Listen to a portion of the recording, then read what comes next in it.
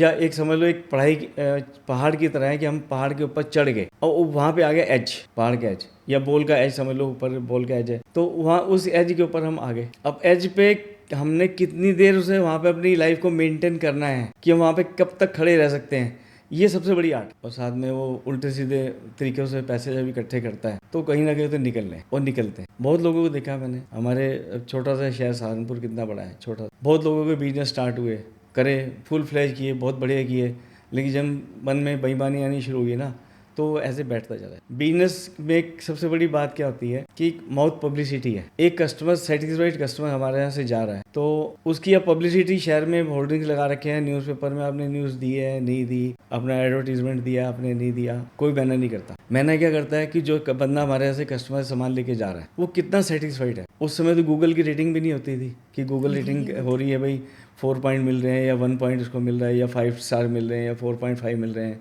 तो रेटिंग तो थी नहीं। Word of mouth publicity. एक बंदा दूसरे को कह रहा है भाई यार तो मैं बॉम्बे पैलेस पे गया था, मुझे सामान ठीक मिला, रेट थोड़े ज़्यादा थे लेकिन सामान अच्छा निकला, मैंने उसे 4 साल यूज़ किया, 5 साल यूज़ किया, बढ़िया चला, और लोग बाग एक अच्छा प्रोडक्ट हमें बेचा हुआ है। Welcome to Be Beyond Blissful. I am Richie and I'm so excited to bring you a new series, उम्र भर की बातें, stories aged in time. ये कहानियाँ हैं उन लोगों की जो उम्र भर जी के वो सबक लेके आए हैं जो किसी किताब में नहीं मिलेगा। We bring you stories of wisdom, elders who have lived life through changing times, from small towns to foreign lands, carrying traditions in their heart while navigating modern realities. For the younger generation, I would say this is a moment to pause and truly listen in. Stories that were often left untold. And for our elders, it's time to resonate with the stories or perhaps reflect on the experiences that are timeless. So stay tuned with me on Be Beyond Blissful as we bring you stories that are aged in time and feel right at home. Be beyond bliss, feel right at home.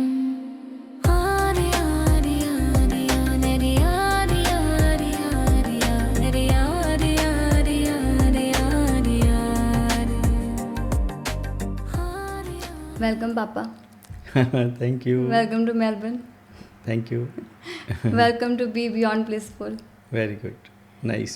जब आप आ रहे थे Melbourne, आपका plan बना आने का, तो मैंने सोचा कि मैं आपके साथ रिकॉर्डिंग करूँगी, और एट द सेम टाइम मेरे दिमाग में एक आइडिया आया कि एक सीरीज़ बनानी चाहिए, तो ये उस सीरीज़ का फर्स्ट एपिसोड होएगा। ओके। जिसमें हम 60+, मतलब मैं 60+ गेस्ट को बुलाना चाहती हूँ। हैं 4-5 ऐसे लोग मेलबर्न में जो मुझे लगता है कि बहुत ही विजडम वाले हैं, जिनके पास बहुत सारी नॉलेज है। वैसे तो आई थिंक 60+ सबके पास इतना एक्सपीरियंस होता है अपनी लाइफ का शेयर करने के लिए जो यंगस्टर्स लर्न कर सकते हैं। और टाइम इतना चेंज हो गया, जब आप यंग थे, आप 20s में थे, तब से लेके अब तक टाइम तो मतलब बहुत ही ज़्यादा चेंज हो चुका है, मतलब एक्सप्लेन करना ही बड़ा मुश्किल है। हमने तो बेसिक से देखा हुआ है कि जब इतने बड़े साइज के रेडियो आते थे तो उसमें गाने भी बजते थे, इसमें न्यूज़ भी आती थी, कुछ छोटे मोटे प्ले भी होते थे उसमें। और आज के टाइम में अब देख लो सब कुछ बदल चुका है। इन बिटवीन बहुत अप डाउन हुए, बहुत चीज़ें आई बंद हो गई, रिकॉर्ड प्लेयर आए तो एक टाइम तक वो बंद हो गए, फिर रिकॉर्डिंग सिस्टम जो है रिकॉर्ड प्लेयर का वो आया, उसके अंदर वीडियो ऑडियो कैसेट चला सकते थे तो सुन सकते थे। फिर वो बड़े बड़े सिस्टम आ गए, इसके अंदर वो ऑटो प्ले था, प्ले मोड पे था वो, कि कभी भी वो चलता रहता है, मतलब बंद ही नहीं होता 24 आवर्स। उसके बाद जो है वो VCR आ गए, VCP आ गए। तो मेरे को ध्यान है हमारा पहला जो VCR है वो एक बार GI, आपके पापा फादर इन लॉ, सिंगापुर से लेके आए थे फर्स्ट टाइम। VCP था या VCR था, आई डोंट नो, याद नहीं, मतलब तो वो पहला हमारे घर पे वो आया था। और टीवी भी बहुत बड़े वाले होते थे, दोनों साइड से, ऐसे भी और ऐसे भी, पूरा ब्लॉक, पूरा बॉक्स। हाँ, उठाने के लिए भी 2 बंदे चाहिए सर। अभी भी उठाने के लिए 2 बंदे चाहिए। तो अभी तो खैर बहुत स्लिम है, पतले बिल्कुल। बड़े हो गए। क्यूलेट टीवी हैं, सैमसंग के भी हैं, एलजी का भी है। अब एलजी की जो परफॉर्मेंस है सैमसंग से और सोनी से दोनों से बेटर है। बाकी यहाँ में क्या ब्रांड चलता है मुझे नहीं पता, बट चेंज इतनी ज़बरदस्त आ चुकी है। वो एक वो दौर था टीवी देखने का और एक आज का है। मोबाइल फ़ोन पे सब देखते हैं। और मोबाइल फ़ोन तो सब है ही है, सब कुछ, सारी हमारी जो भी रिक्वायरमेंट हमें नॉर्मल रहती है तो हमें सब चीज़ मोबाइल से मिल जाती है। यूट्यूब से सब कुछ मिल जाता है। तो यूट्यूब एक बहुत बड़ा प्लेटफॉर्म है अपनी जगह पे। तो ये सब चीज़ें पहले नहीं थी। तो ये तो हमारी लाइफ में बहुत चेंजेस आ चुकी हैं। जस्ट एक समझो 10-12 साल से और अब तक 50 साल के गैप में बहुत कुछ चेंज हुआ है, बहुत कुछ। और अभी और क्या क्या चेंज होना है ये पता एक्सप्लेन नहीं किया जा सकता। तो आपने कैसे अडेप्ट किया चेंज को? फर्स्ट ऑफ ऑल क्योंकि इतना सक्सेसफुल बिजनेस है आपका सहारनपुर में, वो एक छोटा सा टाउन है, और मेरे को याद है हमारी जॉइंट फैमिली होती थी और जॉइंट बिजनेस था एट वन स्टेज। लेकिन जब मैं देखती हूँ अभी इतने सालों में हर कोई इतना टाइम के साथ मूव फॉरवर्ड नहीं कर पाता। तो मैं आपका वो माइंडसेट क्या है ऐसा जो आपने हर चीज़ को अडेप्ट करते गए, चेंज करते गए, आपको टफ़ नहीं लगा कि ओ ये क्या नई टेक्नोलॉजी है, कैसे मैं सीखूं? कभी ऐसी कोई थॉट नहीं आई? आपने कैसे अपने बिज़नेस को अभी तक रन किया इतने सालों तक? और सेल्फ मेड है ऑफ कोर्स, क्योंकि रिटेल तो बिज़नेस कभी था ही नहीं हमारा, फर्निशिंग का सब होलसेल काम था। तो Wholesale, retail रिटेल दोनों- शॉप दोनों आपने है। पहले खोली थी और उसको it's a big name, Bombay palace, not only in Saharanpur, आसपास के जितने टाउन्स हैं, शहर हैं, देहरादून, मसूरी, रुड़की, यमुनानगर, हरिद्वार, ऋषिकेश, ज्वालापुर, मुजफ्फरनगर एंड जमुनानगर, अम्बाला, चंडीगढ़ टू। तो इसको कैसे आपने लेके आए इतनी आगे? ये बिजनेस हमने जो है फैमिली बिजनेस था पहले 91 में, 23 अक्टूबर 91 में हमने इसको स्टार्ट किया, जो बॉम्बे पैलेस के नाम से। Retail shop? रिटेल शॉप नहीं तो होलसेल काम तो पहले होलसेल से तो है। था ही पहले, प्रॉपर एक रिटेल शोरूम। तो उसको स्टार्ट किया तो 23 मई 92 से हम लोग अलग अलग हुए, तीनों ब्रदर्स, ग्रेसफुली, कोई लड़ाई झगड़ा नहीं, सब ने म्यूचुअल अंडरस्टैंडिंग से जो जिसको पसंद था उन्होंने ले लिया। तो जैसे मेरे पास 3 बेटियां थी, है ना, जिसमें आप बड़े थे, सहज एंड सरगुन। सरगुन उस समय मेरे ख्याल से 2 साल की, नहीं सरगुन तो born नहीं हुई थी। सरगुन तो बॉर्न नहीं थी, यस, 95 में हुई थी। तो उस समय 2 बेटियां थी। तो जो हमारे छोटे चाचा जी थे आयरम जी, तो वो ये चाहते थे भाई शंटी तू ना, वो जगह बहुत बड़ी है, शोरूम वाली जगह, चाहे वो रोड से हट के है लेकिन बहुत बड़ी जगह है, तेरे को कहीं गोदाम के लिए नहीं भागना पड़ेगा स्टोरेज में, तेरे को कहीं गोदाम में अलग चाहिए तेरे को, या तेरे को कोई माल अलग से मंगाना है, गोदाम में जाना है, आना है, तो तेरा इतना बड़ा स्टोर है, तो उसे अपने मैनेज लाइफ के टाइम के साथ के उसे मैनेज करते रहना। तो तेरा सारा कहीं आना नहीं, कहीं जाना नहीं, तेरा सब सारा स्टॉक तेरे अंडर में होएगा, चोरी चकारी का डर भी नहीं होएगा। तो मैंने उसे हॉल आर्टरी उसे मैंने एक्सेप्ट किया, क्योंकि बुजुर्गों का आशीर्वाद हमेशा से रहता है। तो उनके साथ बैठने में एक लाइफ का बहुत ही अलग एक्सपीरियंस था आयरम चाचा जी के साथ। तो क्योंकि वो जब भी उनके पास बैठते थे, वो पापा जी के ऑर्डर भी थे कि उनके पास बैठना है, घंटे में, एक दिन में कम से कम एटलीस्ट 10 मिनट के लिए, 15 मिनट के लिए उनके पास जाके बैठना है। सिंपली कुछ नहीं, कोई बात करनी करो, नहीं करनी नहीं करो, सिंपली जाओ, प्यार से बैठो, हालचाल पूछो और आ जाओ, बेशक बस 10 मिनट के लिए तुम्हें जरूर जाना है, ताकि वो अपने आप को लोनली फील ना करें। तो ये ऑर्डर थे पापा जी की तरफ से, बट उसका मुझे लाइफ में अंदर बहुत ज़्यादा एक्सपीरियंस मिले उस बात के, क्योंकि छोटी छोटी बातें जो वो बताते थे ना, वो बातें हम आज भी उसको, उस बातों के ऊपर चल के अपनी लाइफ को हमने बड़ा कंफर्टेबल किया हुआ है। बहुत छोटी बातें होती हैं, बेसिक, तो वो हमें आज भी काम कर रही हैं हर तरीके से। ऐसे ही स्टेप बाय स्टेप चलते रहे। मुझे ध्यान है 96 में मैं पहले कंप्यूटर लिया मैंने एक, उस समय जो है उसकी कॉन्फ़िगरेशन 386 आती थी, फिर 486 आया, फिर 586 आया, फिर पेंटियम आया उसके बाद। बट एट दैट पॉइंट तो किसी भी शॉप ने कंप्यूटर सोचा ही नहीं, और वो सोचते भी थे कि कंप्यूटर का हम क्या करेंगे। हाँ, तो आपने क्यों सोचा लाने का, क्या माइंडसेट था आपका, आपको क्या करना चाहते मेरा थे? हमेशा टेक्नोलॉजी की तरफ रुझान रहा है बचपन से। और बचपन से रुझान की बात यह है, जब मैं 5th 6 में जब आया तो मुझे इलेक्ट्रॉनिक का शौक़ था। तो इलेक्ट्रॉनिक शौक़ पे कोई हमारे पास कोई टीचर प्रोफेसर नहीं था भी हमें कोई ऐसा समझाए या हम कोई क्लास ज्वाइन करें, इतनी समझ भी नहीं होती थी उस समय। तो वो फर्स्ट कंप्यूटर मैंने जो लिया उसके पीछे बेस मेरा वही था। और जब मैं 8th के बाद 9th में आना था, तो 9th में हमारे सब्जेक्ट की जो हम पढ़ रहे हैं उसकी सिलेक्शन 9th में होती थी। आजकल 11th में होती है, उस समय 9th में होती थी।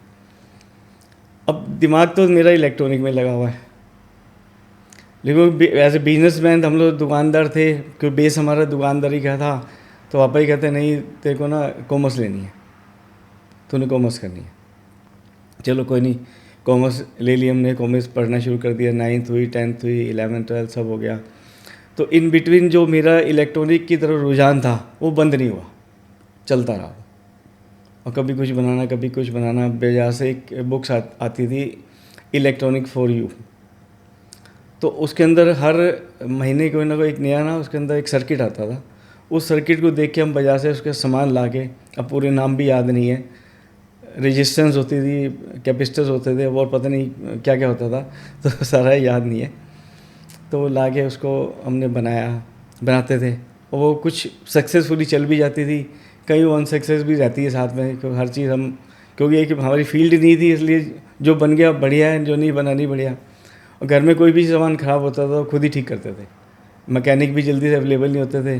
कोई रेडियो मान लो ख़राब हो गया या कोई टेप रिकॉर्ड ख़राब हो गया, उसे खोला, देखा उसके अंदर क्या क्या प्रॉब्लम है। कई बार मामला ज़्यादा बिगड़ जाता था तो फिर डांट भी पड़ती थी। लेकिन नॉर्मली ज़्यादा कभी हुआ नहीं ऐसा कि बहुत बिगड़ गया और ख़राब हो गया, हम ठीक ठाक कर लेते थे। अगर थोड़ी उन्हीं भी कमी रहती थी तो हमारे वो रिलेशन में थे प्रकाश रेडियो वाले, वो जीए थे हमारे, तो उनको उनकी इलेक्ट्रॉनिक शॉप थी घंटाघर पे। तो उनके पास एक मैकेनिक भी था, तिलक राज, तो बहुत बड़ा मैकेनिक था। तो उसके बाद चुपचाप जाते थे, उसको देते, यार ये मेरा ख़राब हो गया तो इसको ठीक कर दे, तो वो अपना जुगाड़ करके ठीक कर देता था। तो बेसिक क्या है कि इलेक्ट्रॉनिक की जो एक चाह थी, मन में इच्छा थी, वो शुरू से रही। 96 में कंप्यूटर 386 तो बेसिक था, उससे पहले 286 आया था, उससे पहले नीचे शायद मेरे ख्याल से कुछ नहीं था। तो 386 96 में था, तो मैंने कंप्यूटर लिया। तो रेलवे रोड पे एक CSET के नाम से जो कंप्यूटर एजुकेशन देते थे, तो उसके बाद मैंने 3 महीने का कोर्स लिया उससे। शायद उस समय वो 4 या 5 हज़ार रुपये लिए थे उसने मेरे से।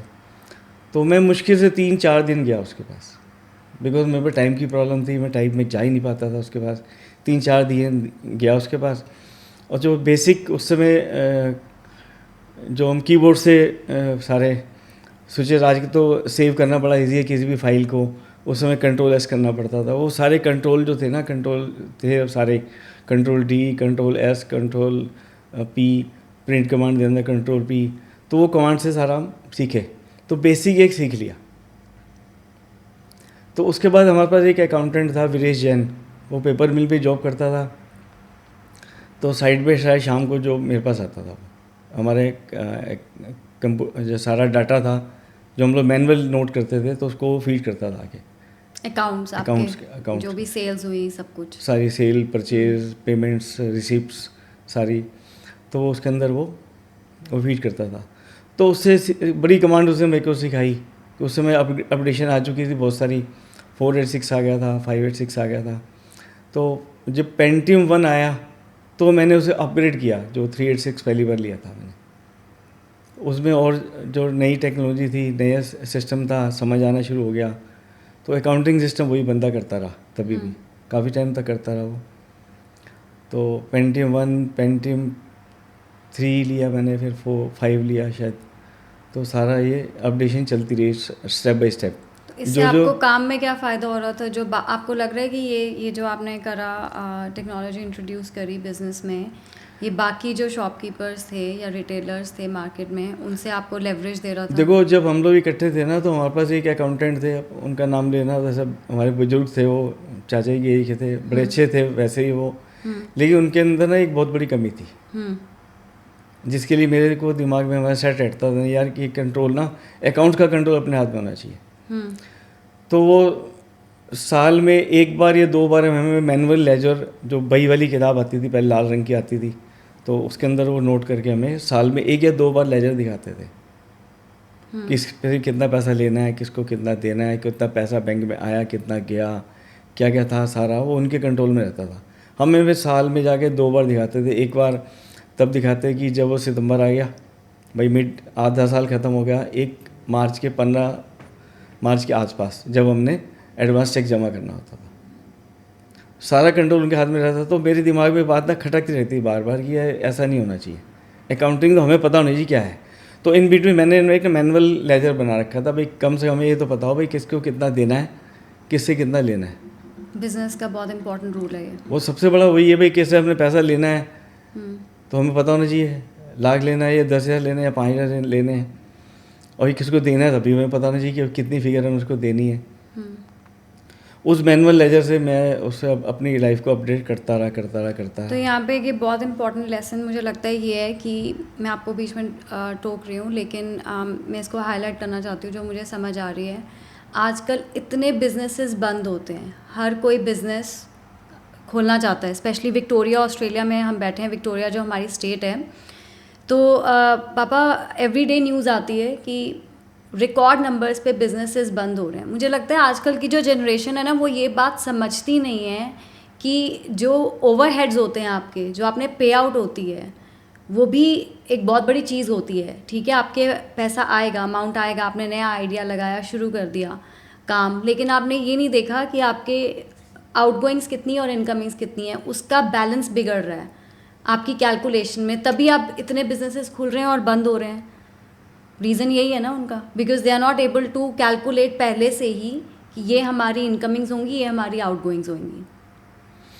देखो, दूसरे को देख के ना हमें लगता है बड़ा इजी है यार, उसकी लाइफ ना बहुत बढ़िया चल रही है, बहुत कंफर्टेबल चल रहा है बंदा, वो उसका अब अकेला बंदा है तो इतना बड़ा बिजनेस संभाल रहा है, इतना बड़ा काम कर रहा है, तो दूसरे को देख के अट्रैक्ट होना एक अलग बात है, उसके ऊपर R&D करना वो दूसरी बात है, उसके ऊपर प्रैक्टिकल होना वो तीसरी बात है। R&D मतलब R&D एक जनरल वर्ड है, research and development. Research and development, okay. भाई हमने उसके ऊपर क्या रिसर्च किया, लोग बिना रिसर्च किए बिजनेस खोल के बैठ जाते हैं, तो जिनको नहीं समझ, उन्होंने रिसर्च ही नहीं किया तो डेवलपमेंट कहाँ से करेंगे वो। तो ये बातें हैं कि बिजनेस खोलना बहुत आसान है, काम कोई भी स्टार्ट करना बहुत इजी है, लेकिन उसको एक लिमिट तक पहुंचाना बहुत मुश्किल काम है।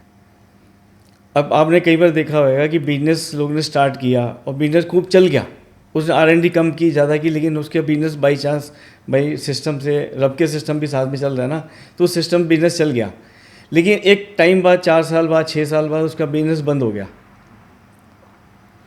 तो उसका सबसे बड़ा कारण जो मुझे समझ में आता है, हमारी एक लाइफ एक बॉल की तरह है, ठीक है, या एक समझ लो एक पहाड़ की तरह है कि हम पहाड़ के ऊपर चढ़ गए और वहाँ पे आ गया एज, पहाड़ का एज या बॉल का एज समझ लो, ऊपर बॉल का एज है, तो वहाँ उस एज के ऊपर हम आ गए। अब एज पे हमने कितनी देर उसे वहाँ पे अपनी लाइफ को मेंटेन करना है कि हम वहाँ पे कब तक खड़े रह सकते हैं, ये सबसे बड़ी आर्ट है। ये एग्जाम्पल मैंने बहुत बार सुना कि ऊपर चढ़ना इजी है, ऊपर चढ़ना बहुत आसान है, बहुत आसान है, वहाँ पे टिके रहना मुश्किल है। वहाँ टिके रहना, कितनी देर आप टिक पाते हो, वो सबसे बड़ा काम है, लाइफ का सबसे बड़ा चैलेंज है वो, कि आप कितना टाइम चिप पाते हो। ये ट्रू है। लोग बाग जब ग्रोइंग होते हैं ना, बिजनेस बढ़ा रहे हैं, बढ़ जाता है, और एक बार फिर उनके दिमाग में खुराफाती आनी शुरू हो जाती है, यार अब बिजनेस तो बढ़ गया हमारा बहुत, लेकिन इनकम हमारी कम है, हम इनकम कैसे बढ़ाएं।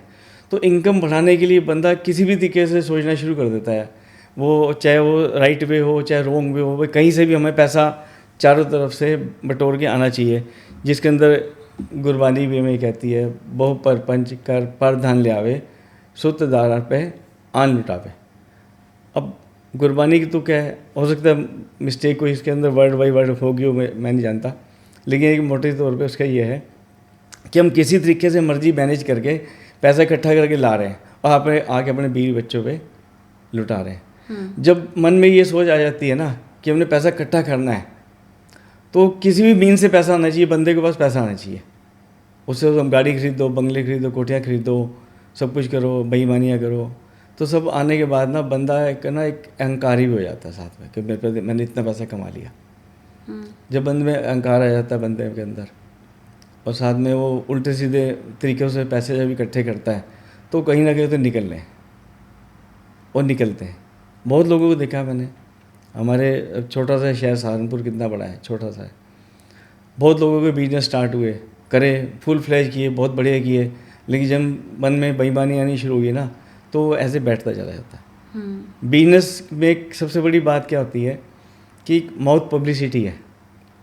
एक कस्टमर, सेटिस्फाइड कस्टमर हमारे यहाँ से जा रहा है, तो उसकी अब पब्लिसिटी शहर में होर्डिंग्स लगा रखे हैं, न्यूज़पेपर में आपने न्यूज़ दी है नहीं दी, अपना एडवर्टीज़मेंट दिया आपने नहीं दिया, कोई बैनर नहीं करता। मैंने क्या करता है कि जो बंदा हमारे यहाँ से कस्टमर सामान लेके जा रहा है, वो कितना सेटिस्फाइड है।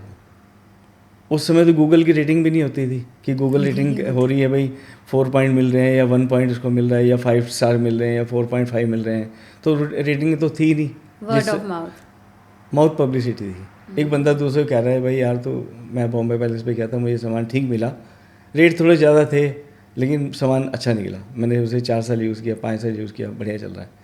और लोग बाग एक अच्छा प्रोडक्ट हमें बेचा हुआ है। मेरे को याद है जब 92-93 में हमने बिजनेस स्टार्ट किया, तो उसी समय ना एक USA की वेलवेट आती थी जो हम सोफ़ा पे यूज़ करते थे। अब 92 से अब लगा लो कितने 33 साल हो गए, वो वेलवेट कुछ जो नॉन पर्सन है वो आज भी अपने सोफ़े पे लगी हुई, उनके सोफ़े पे उसको यूज़ कर रहे हैं, उसको एंजॉय कर रहे हैं। जो इतने साल पहले लगी, 33 साल 33 ईयर्स, और वो भी इंडिया में। इंडिया, वो भी USA की वेलवेट आती थी वो, और उस समय भी उसका रेट मेरे ख्याल से 350 प्लस था, 350 पर मीटर प्लस 500 तक ख़त्म हो जाती थी। तब के लिए काफ़ी अमाउंट थी, बहुत बड़ी अमाउंट थी। 500 उस समय 400 पर मीटर एक बहुत बड़ी अमाउंट थी।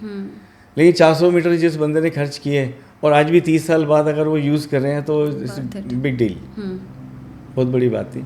तो उसकी धीरे डुप्लीकेसी आती गई। डुप्लीकेसी क्या होता है कि एक प्रोडक्ट इम्पोर्टेड आ रहा है, थोड़े टाइम बाद आगे वो बॉम्बे बनना शुरू हो गया। मैं अपनी लाइन की बात कर रहा हूँ, बॉम्बे बना तो बॉम्बे आ गया तो रेट डाउन हो गए। जो चीज़ हम 300 रुपये मीटर बेच रहे हैं, तो बॉम्बे की चीज़ बनी 200 रुपये मीटर पे आ गई।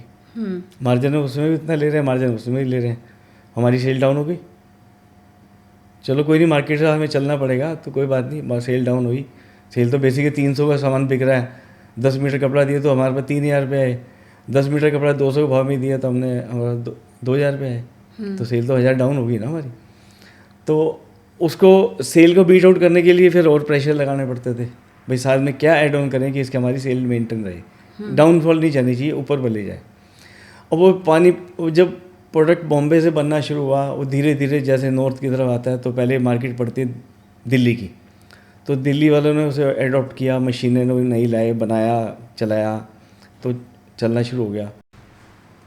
तो जब दिल्ली वाले जो बड़े मैन्युफैक्चरर थे वो चीज़ वो बना के लाते थे, तो क्वालिटी में थोड़ा बहुत अंतर रहता था। कईयों की क्वालिटी, कई मैन्युफैक्चरिंग क्वालिटी बहुत बढ़िया आती थी, कई लोग क्वालिटी मेंटेन नहीं कर पाते तो उनका लोअर प्रोडक्ट होते थे। जो अच्छे प्रोडक्ट थे तो अच्छे हिसाब से मार्केट में बिकते थे। दिल्ली वाले पे सारे प्रोडक्ट बिक रहे हैं, हल्के भी भारी भी। वही प्रोडक्ट जब फिर पानीपत अल्टीमेटली आ जाता है, तो पानीपत में आके वो 1-1.5 साल तो चीज़ ठीक चलती है। उसके बाद इसकी इतनी मिट्टी पलीत होने शुरू हो जाती है कि क्वालिटी कहाँ तक डाउन हो जाएगी उस आइटम की तो नहीं पता लगता। मतलब वो पानीपत में बननी शुरू हो गई। जो प्रोडक्ट USA से शुरू हुआ, उसकी कॉपी बॉम्बे ने बनाई, बॉम्बे से फिर दिल्ली साइड इधर आने लग गई प्रोडक्शन, फिर पानीपत आ गई। पानीपत आ गया। पानीपत में 1.5 साल ठीक चला, और जो प्रोडक्ट 300 रुपये मीटर उस समय था, और पानीपत में आज की डेट में वो चीज़ पहुँचते 50 मीटर रह गई। अब 50 मीटर में क्या क्वालिटी होगी आज की डेट में? आज की डेट में अब वो प्रोडक्ट तो आगे बहुत सारे, सब कुछ हो गया, उतने इंपोर्टर भी बढ़ गए, उतने मैन्युफैक्चर भी बढ़ गए, उतनी ट्रेडिंग भी बढ़ गई, क्योंकि कस्टमर भी बढ़ा है उस हिसाब से। तो सब चीज़ बढ़ी है, कस्टमर बढ़े हैं, उधर से मैन्युफैक्चर बढ़े हैं, इंडिया की मार्केट बढ़ी है। तो अब वो प्रोडक्ट सारे जो है वहाँ से, अब यूएस से प्रोडक्ट तो काफ़ी टाइम पहले बंद हो गया। अब जब उस समय की बात है जब वो वहाँ से शुरू हुआ था यूएस से, तो वहाँ पे एंड के कगार पे था वो, कि वहाँ पे वो चीज़ ख़त्म होने वाली है। अगर उसको इंडिया की मार्केट ना मिलती तो उसी टाइम 92 में 93 में ख़त्म हो गई होती आइटम, यहाँ पे अगर ना आती तो। यहाँ आने के बाद उसने 10 साल सर्वाइव किया।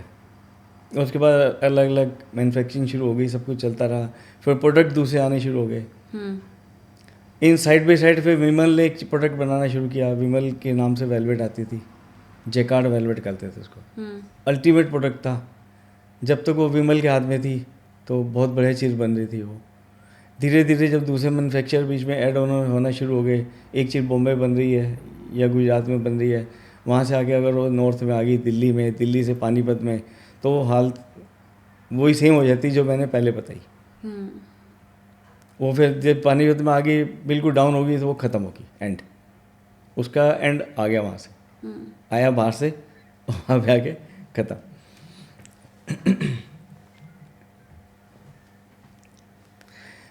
ऐसे ही टाइम टू टाइम बिजनेस धीरे धीरे अलग अलग चीज़ों से शुरू होता रहता है, ख़त्म होता रहता है। तो अब की बात वही आती है, घूम फिर के आपने कितने टाइम तक कस्टमर के साथ कैसा टैकल करके उसको डील करना है।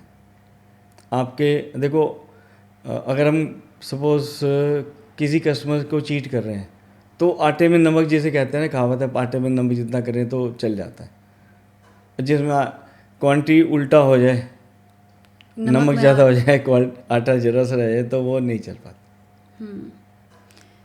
तो यही मेरा नेक्स्ट क्वेश्चन था कि एक तो आपने टेक्नोलॉजी को बहुत अर्ली ऑन इंट्रोड्यूस कर लिया था, उससे आपको बहुत लेवरेज मिली काम में, क्योंकि आप देख रहे थे कि कहाँ जा रहा है। एंड एट दैट पॉइंट चाहे आप नहीं भी करते, वो एक्चुअली एक्स्ट्रा खर्चा ही था तब, लेकिन आपने किया तो उसका फ़ायदा ही हुआ आगे आने तक। आपके अकाउंट्स में बहुत आपको रिलीफ मिला होगा, आई एम श्योर, कि पेपर वर्क में वो टाइम बचा जो टाइम आपने इनोवेशन में यूज़ भाई देखो, किया। जो हम लेजर एक मेंटेन करते थे पूरा साल, उसके ऊपर लिखते रहते थे लेजर को।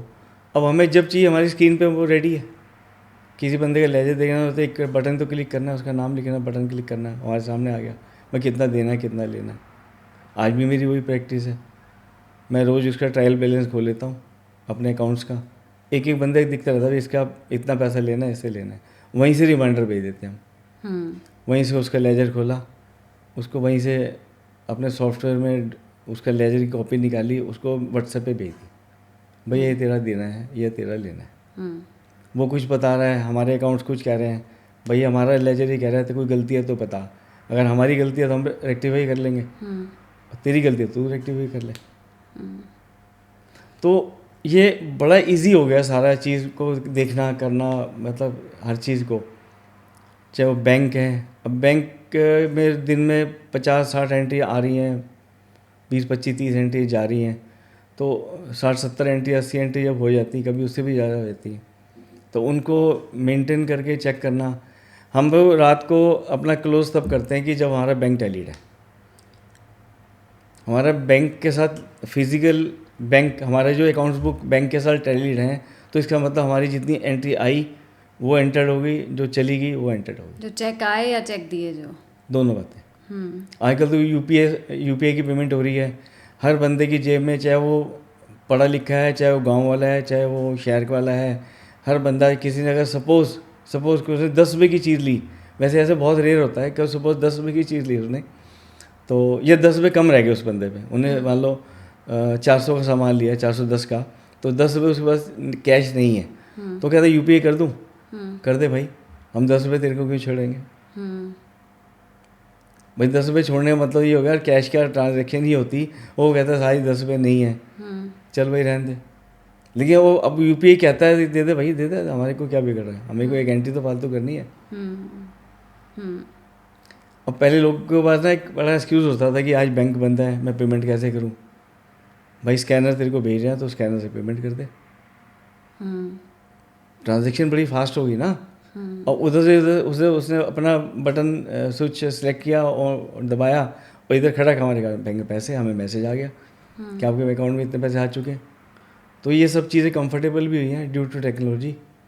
अब साथ साथ चलते रहे, अडोप्ट करते रहे तो कोई दिक्कत नहीं, चलते रहे लाइफ के अंदर, कंफर्टेबल हुए हैं बहुत टाइम बच गया कम्फर्टेंस ना। है। आप वो जाए जो टाइम अपना सारा पेपर वर्क में रिटन में लगा रहे थे, वो अगर वे कंप्यूटर आपके लिए कर रहा है तो वो टाइम आप अपने काम के इनोवेशन में लगा रहे हो ना, कि भाई मैं अब काम को इनोवेट कैसे करूँ, सेल्स कैसे बढ़ाऊँ, वो दिमाग आप वहाँ लगा रहे हो। बिलिंग करनी है वो स्टाफ ने करनी है, अकाउंटेंट ने करनी है। कोई माल आ रहा है उसकी एंट्री उसने करनी है। पेमेंट कर रहे हैं तो पेमेंट की एंट्री उसने करनी है। कोई पेमेंट आ रही है तो वो पेमेंट उसने करनी है एंट्री। तो मेरा हाथ तो बिल्कुल फ्री है ना। मैं तो आधा घंटा लगा के शाम को चेक करता हूँ भाई क्या क्या एंट्री आई, क्या गई, ख़त्म। बाकी मेरे पास जो टाइम सारा सुबह 11 बजे से लेकर और रात को 8:30 बजे का टाइम है, वो तो मेरा टाइम अपना है। उस टाइम में जो मर्जी करूँ, चाहे नई इनोवेशन के बारे में सोचूं, नए प्रोडक्ट के बारे में सोचूं, कुछ भी करूं, वो सब चल रहा है और चलता रहता है बकायदा। तो अभी तक ये हो गया कि एक तो आपने टेक्नोलॉजी को अडॉप्ट किया अर्ली ऑन कि फ्यूचर क्या है, उसमें आपने टाइम लगाया, पैसा लगाया, आपने सीखा, एफर्ट लगाया। उसके इसी बीच में एक बड़ा अच्छा मेरे को बात याद आ गई। कई बार ना हमें मतलब हम बहुत कुछ सीखते हैं, हर बंदे से कुछ ना कुछ सीखते हैं, चाहे वह कस्टमर हमारा पॉजिटिव है चाहे वो नेगेटिव कस्टमर है। मतलब उसकी थॉट नेगेटिव है, कस्टमर तो नेगेटिव नहीं होता, उसकी थॉट नेगेटिव हमारे बारे में है सपोज, या हमें वो कुछ नई चीज़ बता के गया। तो एक हमारे पास बिल्कुल पास में ही एक शुगर मिल थी, तो उसका जीएम मेरे पास वो 15 मिनट के लिए बैठा मेरे सामने। तो उस समय जो है सारा कैश फ्लो है वो सब अपने हाथ में रखनी पड़ती थी। बिल ने लड़के ने काटने होते तब भी मैनुअल बिल कटते थे, लेकिन कैश फ्लो सारी मेरे हाथ में रहनी थी, संभालना पड़ता था क्योंकि हम बेसिक से काम शुरू किया हमने, तो इतना ज़्यादा बंदों पे खर्च नहीं कर सकते थे, तो सारा कुछ बहुत कुछ काम खुद करना पड़ता था। तो उसने 15 मिनट उस बंदे ने मेरी वर्किंग देखी। 15 मिनट वर्किंग देखने के बाद वो जब जाने लगा तो मुझे कह के गया कि सर जी आप बिजनेस बड़ा अच्छा कर रहे हो, सब कुछ ठीक है आपका, लेकिन इस काम के लिए आप ना एक बंदा हायर करो कि जो आपकी कैश फ्लो भी संभाल ले। आप फ्री हो, इन कामों में मत पड़ो। आप बिल काटना है तो बंदा हायर करो, वो बंदा बिल काटेगा। माल आ रहा है तो वो चेक करेगा माल आ रहा है, जा रहा है तो वो चेक करेगा आप जा रहे हैं। आप फ्री हो, आप कस्टमर डील करो। तो 15 मिनट में मुझे बहुत बड़ा लेसन दे के गया वो बंदा। मेरे लिए तो कोई भी चीज़ मुझे मिलती है, जो किसी से भी मिले, तो मेरे लिए तो लेसन है, तो मैंने उसको अडॉप्ट करता हूँ। फिर मैंने बंदे रखा, एक बंदा रखा, उसे नहीं समझ में आया, उसको सॉफ्टवेयर समझ नहीं आया जो हम चला रहे थे, तो या तो सॉफ्टवेयर बदला या बंदा बदला। तो हम ऐसे धीरे धीरे स्टेप बाय स्टेप हम लोग अपडेशन होती गई हमारी। आज चल रहा है सब कुछ। अब मैं यहाँ बैठा हूँ मेलबर्न से पिछले 15 दिन में, तो दुकान पे सारे काम चल रहे हैं। ओपन माइंडसेट है ना, क्लोज नहीं है कि ऐसे ही होगा काम, ओपन टू न्यू आइडियाज़। अब कोई मान लो कोई कस्टमर आ रहा है, सामान लेके जा रहा है नहीं जा रहा, मुझे पता लग जाता है इस बात का। भाई सामान आज कितने कस्टमर आए। हालांकि आजकल चलो कांवड़ की वजह से मार्केट बड़ी स्लो है, कस्टमर की इनपुट बहुत कम है, लेकिन पता तो फिर भी लगता ही रहता है। भाई कस्टमर आया, सामान लेके गया नहीं गया, क्यों नहीं लेके गया, क्या वो कमी थी, या वो सिर्फ ट्राई करने आया। बहुत लोग तो ऐसे भी होते हैं ना कि जिसने सामान कोई लेना है तो वो आता है, एक बार नहीं 3 बार 4 बार आता है, वो 5 बार भी आता है। कभी अकेला आएगा, फिर कहता है वाइफ को लेके आऊँगा, फिर कभी कहता है मैं अपने बच्चों को लेके आऊँगा। तो 4-5 में भी वो डील उसके साथ क्लोज हमारी हो ना हो, लेकिन चलता है। कोई बुराई भी नहीं है इस बात की, भाई जो भी कस्टमर खरीदेगा उसको अपने पूरे पैसा खर्च करना, तो अपना उसको टाइम चाहिए सेलेक्ट करने के लिए, करो, हम मना नहीं कर रहे। कई बार कोई कस्टमर आता है गद्दे का, और वो फील कर रहा है भैया यार ऑनलाइन तो गद्दा ये सस्ता मिल रहा है, तो तुम्हारे पास महंगा है। तो हम कहते हैं भाई तो जो ऑनलाइन सस्ता मिल रहा है ना, तो एक गद्दा वो मंगा ले, तो एक ट्रायल मिल जाएगा 1 हफ्ते का, तो रिटर्न होती है, तो मंगा ले, एक गद्दा हमारा ले जा। हम ऐसे ऑफ़र देते नहीं हैं, लेकिन अब कोई कस्टमर ऐसा हो कि नहीं जी हम तो अब गद्दा कैसे फ़ील करें, आपको महंगा क्यों लें, वो सस्ता क्यों ना लें, तो ठीक है कोई नहीं, फ़ील कर ले, हम उसको 3 दिन ट्रायल पे गद्दा देते हैं, ले जा। तो तेरे को रिक्शा किराया आना जाना देना पड़ेगा, तो कोई देखो बात नहीं, डिलीवरी चार्जेस देने पड़ेंगे, आप ट्राई कर लो। आप ट्राई कर लो, देते हैं कस्टमर, फिर दूसरे दिन फ़ोन आ जाएगा कि साई गद्दा हमारे को ये दे दो, कितने पैसे देने हैं, चलो हो गया डील डन, कर लो अभी। भाई हमारा प्रोडक्ट बढ़िया है तभी कस्टमर हमें पैसे पे करेगा ना, मार्केट से ज़्यादा देगा तब देगा कि हमारा प्रोडक्ट बढ़िया है। अब ऑनलाइन वो फील करके नहीं देख रहा कि गद्दा उसको हार्ड चाहिए या सॉफ्ट चाहिए या कैसा चाहिए, वो नहीं फील कर सकता। अब ये सपोज पर्दे का कपड़ा है, जब तक हम इस कपड़े को नहीं देखेंगे, 5 दिन देखेंगे भाई किस टेक्सचर में है कपड़ा है, क्या इसकी कॉन्फ़िगरेशन है, क्या इसमें लगा हुआ है, कॉटन है, सिंथेटिक है, कितना कॉटन है, विस्कोस है नहीं है, सब चीज़ फील तो ऐसे ही करेंगे फील को, बिना फील के तो आप कोई भी परचेज नहीं कर सकते। ट्रू। बहुत कस्टमर के हमें फ़ोन आते हैं ऑनलाइन, जैसे कई हम लोग मार्केटिंग भी करते हैं, तो कि जी आपका जो है ये गद्दा कितने का है। अब उस बंदे को कैसे समझाएं कि गद्दा हमारा कौन सा है, कितने का है। उसको कहते भाई तू गद्दा एक बार आके देख ले, तेरे को गद्दा कैसा चाहिए। गद्दे की स्टार्टिंग तो 2000 रुपये से 1 लाख रुपये तक है। अब तेरा कितना बजट है हमें नहीं पता, तेरे को गद्दा कैसा चाहिए हमें नहीं पता, ये तो तुझे फील करना पड़ेगा आगे। बहुत लोग आते हैं, फील करते हैं, ले जाते हैं। कई बार कस्टमर हमारे पास आते हैं दूर से मतलब सपोज़ किसी के बच्चे काम कर रहे हैं नोएडा में, पेरेंट्स अकेले हैं, नहीं आ सकते, वो लोग कस्टमर हमें फ़ोन करते हैं कि मेरे को पेरेंट्स के लिए गद्दा चाहिए। अब पेरेंट्स को गद्दा चाहिए इसका मतलब थोड़ा उनको बैक सपोर्ट करने वाला गद्दा चाहिए। ये तो हमें पता होना चाहिए हमने गद्दे को उसको कैसा चाहिए। अब उसको वो तो है नहीं कि वो 20 साल का बच्चा है या 40 साल का बच्चा है उसको बिल्कुल सॉफ्ट गद्दे पर सो सकता है। जो 70 साल की एज बंदे पे चल रहा है उसको गद्दा चाहिए नया, तो उसको थोड़ा बैक सपोर्ट वाला गद्दा चाहिए, तो उसको गद्दा भेज देते हैं। मैक्सिमम तो गद्दे जो हम उसको भेजते हैं क्वालिटी तो उसको पसंद आ जाती है। कई बार उनका जो है हमें फीडबैक आता है नहीं गद्दा थोड़ा सा सॉफ्ट चाहिए मेरे से, तो उनको थोड़ा चेंज करके गद्दा दूसरा देते हैं, और 2 दिन 3 दिन में गद्दा यूज़ करके पता लग ही जाता है कि गद्दा को कैसा चाहिए। तो हम कस्टमर को ऐसी सर्विस भी देते हैं। अब ऐसी सर्विस वो एक बंदा नोएडा में बैठ के या उसका डॉटर या उसकी डॉटर नहीं लाओ वहाँ से हमें फ़ोन कर रही है या कर रहा है, भाई हमें पेरेंट्स को एक फ़लानी चीज़ चाहिए तो आप प्रोवाइड कर दोगे, कर देंगे, करते हैं। तो ये हमारी माउथ पब्लिसिटी है ना कि जी आप वहाँ जगह चले जाओ या वहाँ फ़ोन कर दो, ये फ़ोन नंबर है। बहुत ऐसे लिंक टू लिंक जुड़ते रहते हैं, रोज़ कुछ ना कुछ होता रहता है, रोज़ कुछ ना कुछ नया होता है, ऐसा कुछ ना कुछ नया होता है। कस्टमर सेटिस्फैक्शन, कस्टमर की रिक्वायरमेंट। और एक बात अभी तो ये हमारी इनोवेशन आ गई, इसमें हमारी कस्टमर सेटिस्फैक्शन आ गई, क्योंकि वो जरूरी मस्ट है, वो मस्ट है ऑब्वियसली, क्योंकि अब तो गूगल रिव्यूज़ होते हैं। सहारनपुर जैसे छोटे शहर में पहले तो नहीं होते थे, अब होते हैं, फिर भी लोग शायद देख के आते होंगे रिव्यूज़। तो इसमें वापस जो कस्टमर सेटिस्फैक्शन में एक बहुत बड़ी पॉइंट है जो मैंने आपसे सीखी है, और ऑनेस्टी, इंटेग्रिटी। तो इसका कोई एक ऐसा एग्जांपल आप शेयर करो। थोड़े दिन पहले भी आप हमारी बात हो रही थी तो आप एक एग्जांपल बता रहे थे फोम का, कि क्योंकि मुझे पता है कि आप बहुत ज़्यादा स्पिरिचुअल हो, रिलीजियस हो, और truthfulness is the base of everything. आपकी लाइफ की हर जो बेसिक चीज़ है वो इज़ ट्रूथफुलनेस, इंटेग्रिटी। तो उसके साथ, क्योंकि कई लोग कहते हैं कि हम सच बोल के काम करेंगे तो कैसे काम होगा, अप फ्रंट लोग नहीं बताते, स्पेशली जो सेल्स में होते हैं ना। यहाँ पे अब इतनी दुनिया देख ली, हम लोग भी अब यहाँ पे बिज़नेस कर रहे हैं 18 साल से, एंड यस कई बार कितने लोगों की बातों में आके, क्योंकि आप अगले बंदे को रीड नहीं कर रहे कि ये बंदा क्या, हमें लग रहा है शायद हम ठीक सच हम ट्रूथफुलनेस से काम करें तो ये भी हमें सही बता रहा होगा, लेकिन लोग ऐसे नहीं होते हैं, तो आपको फंसा भी देते हैं। तो ठीक है, आप एक बार डील करते हो, नेक्स्ट टाइम आप नहीं डील करते। ये बात हमें भी पता है, we've done it so many times, कि अगर एक बार किसी बंदे ने हमें कोई डील ऐसे हमारे साथ डीलिंग कर ली कि आपने एक बार तो फंसा लिया हमें, ठीक है, नेक्स्ट टाइम नहीं होगा वो, we will not come back to you.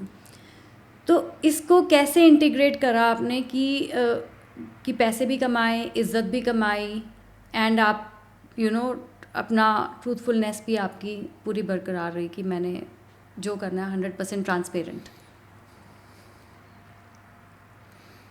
देखो एक ना जैसे हमें एक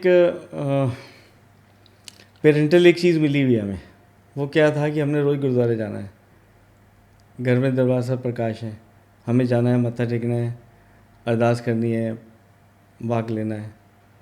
और वो शुरू में तो ये हमारी एक रिचुअल सी है बनी हुई, तो उसके बारे में गुरबानी जैसे धीरे धीरे समझ में आती है ना।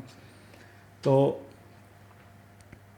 एक दिन ये बात है 93-94 के आसपास, मैं दिल्ली से वापस आ रहा था अपनी कार में, और लोकेशन भी थी वो सहारनपुर के पास रामपुर है कस्बा, ये ननौता है।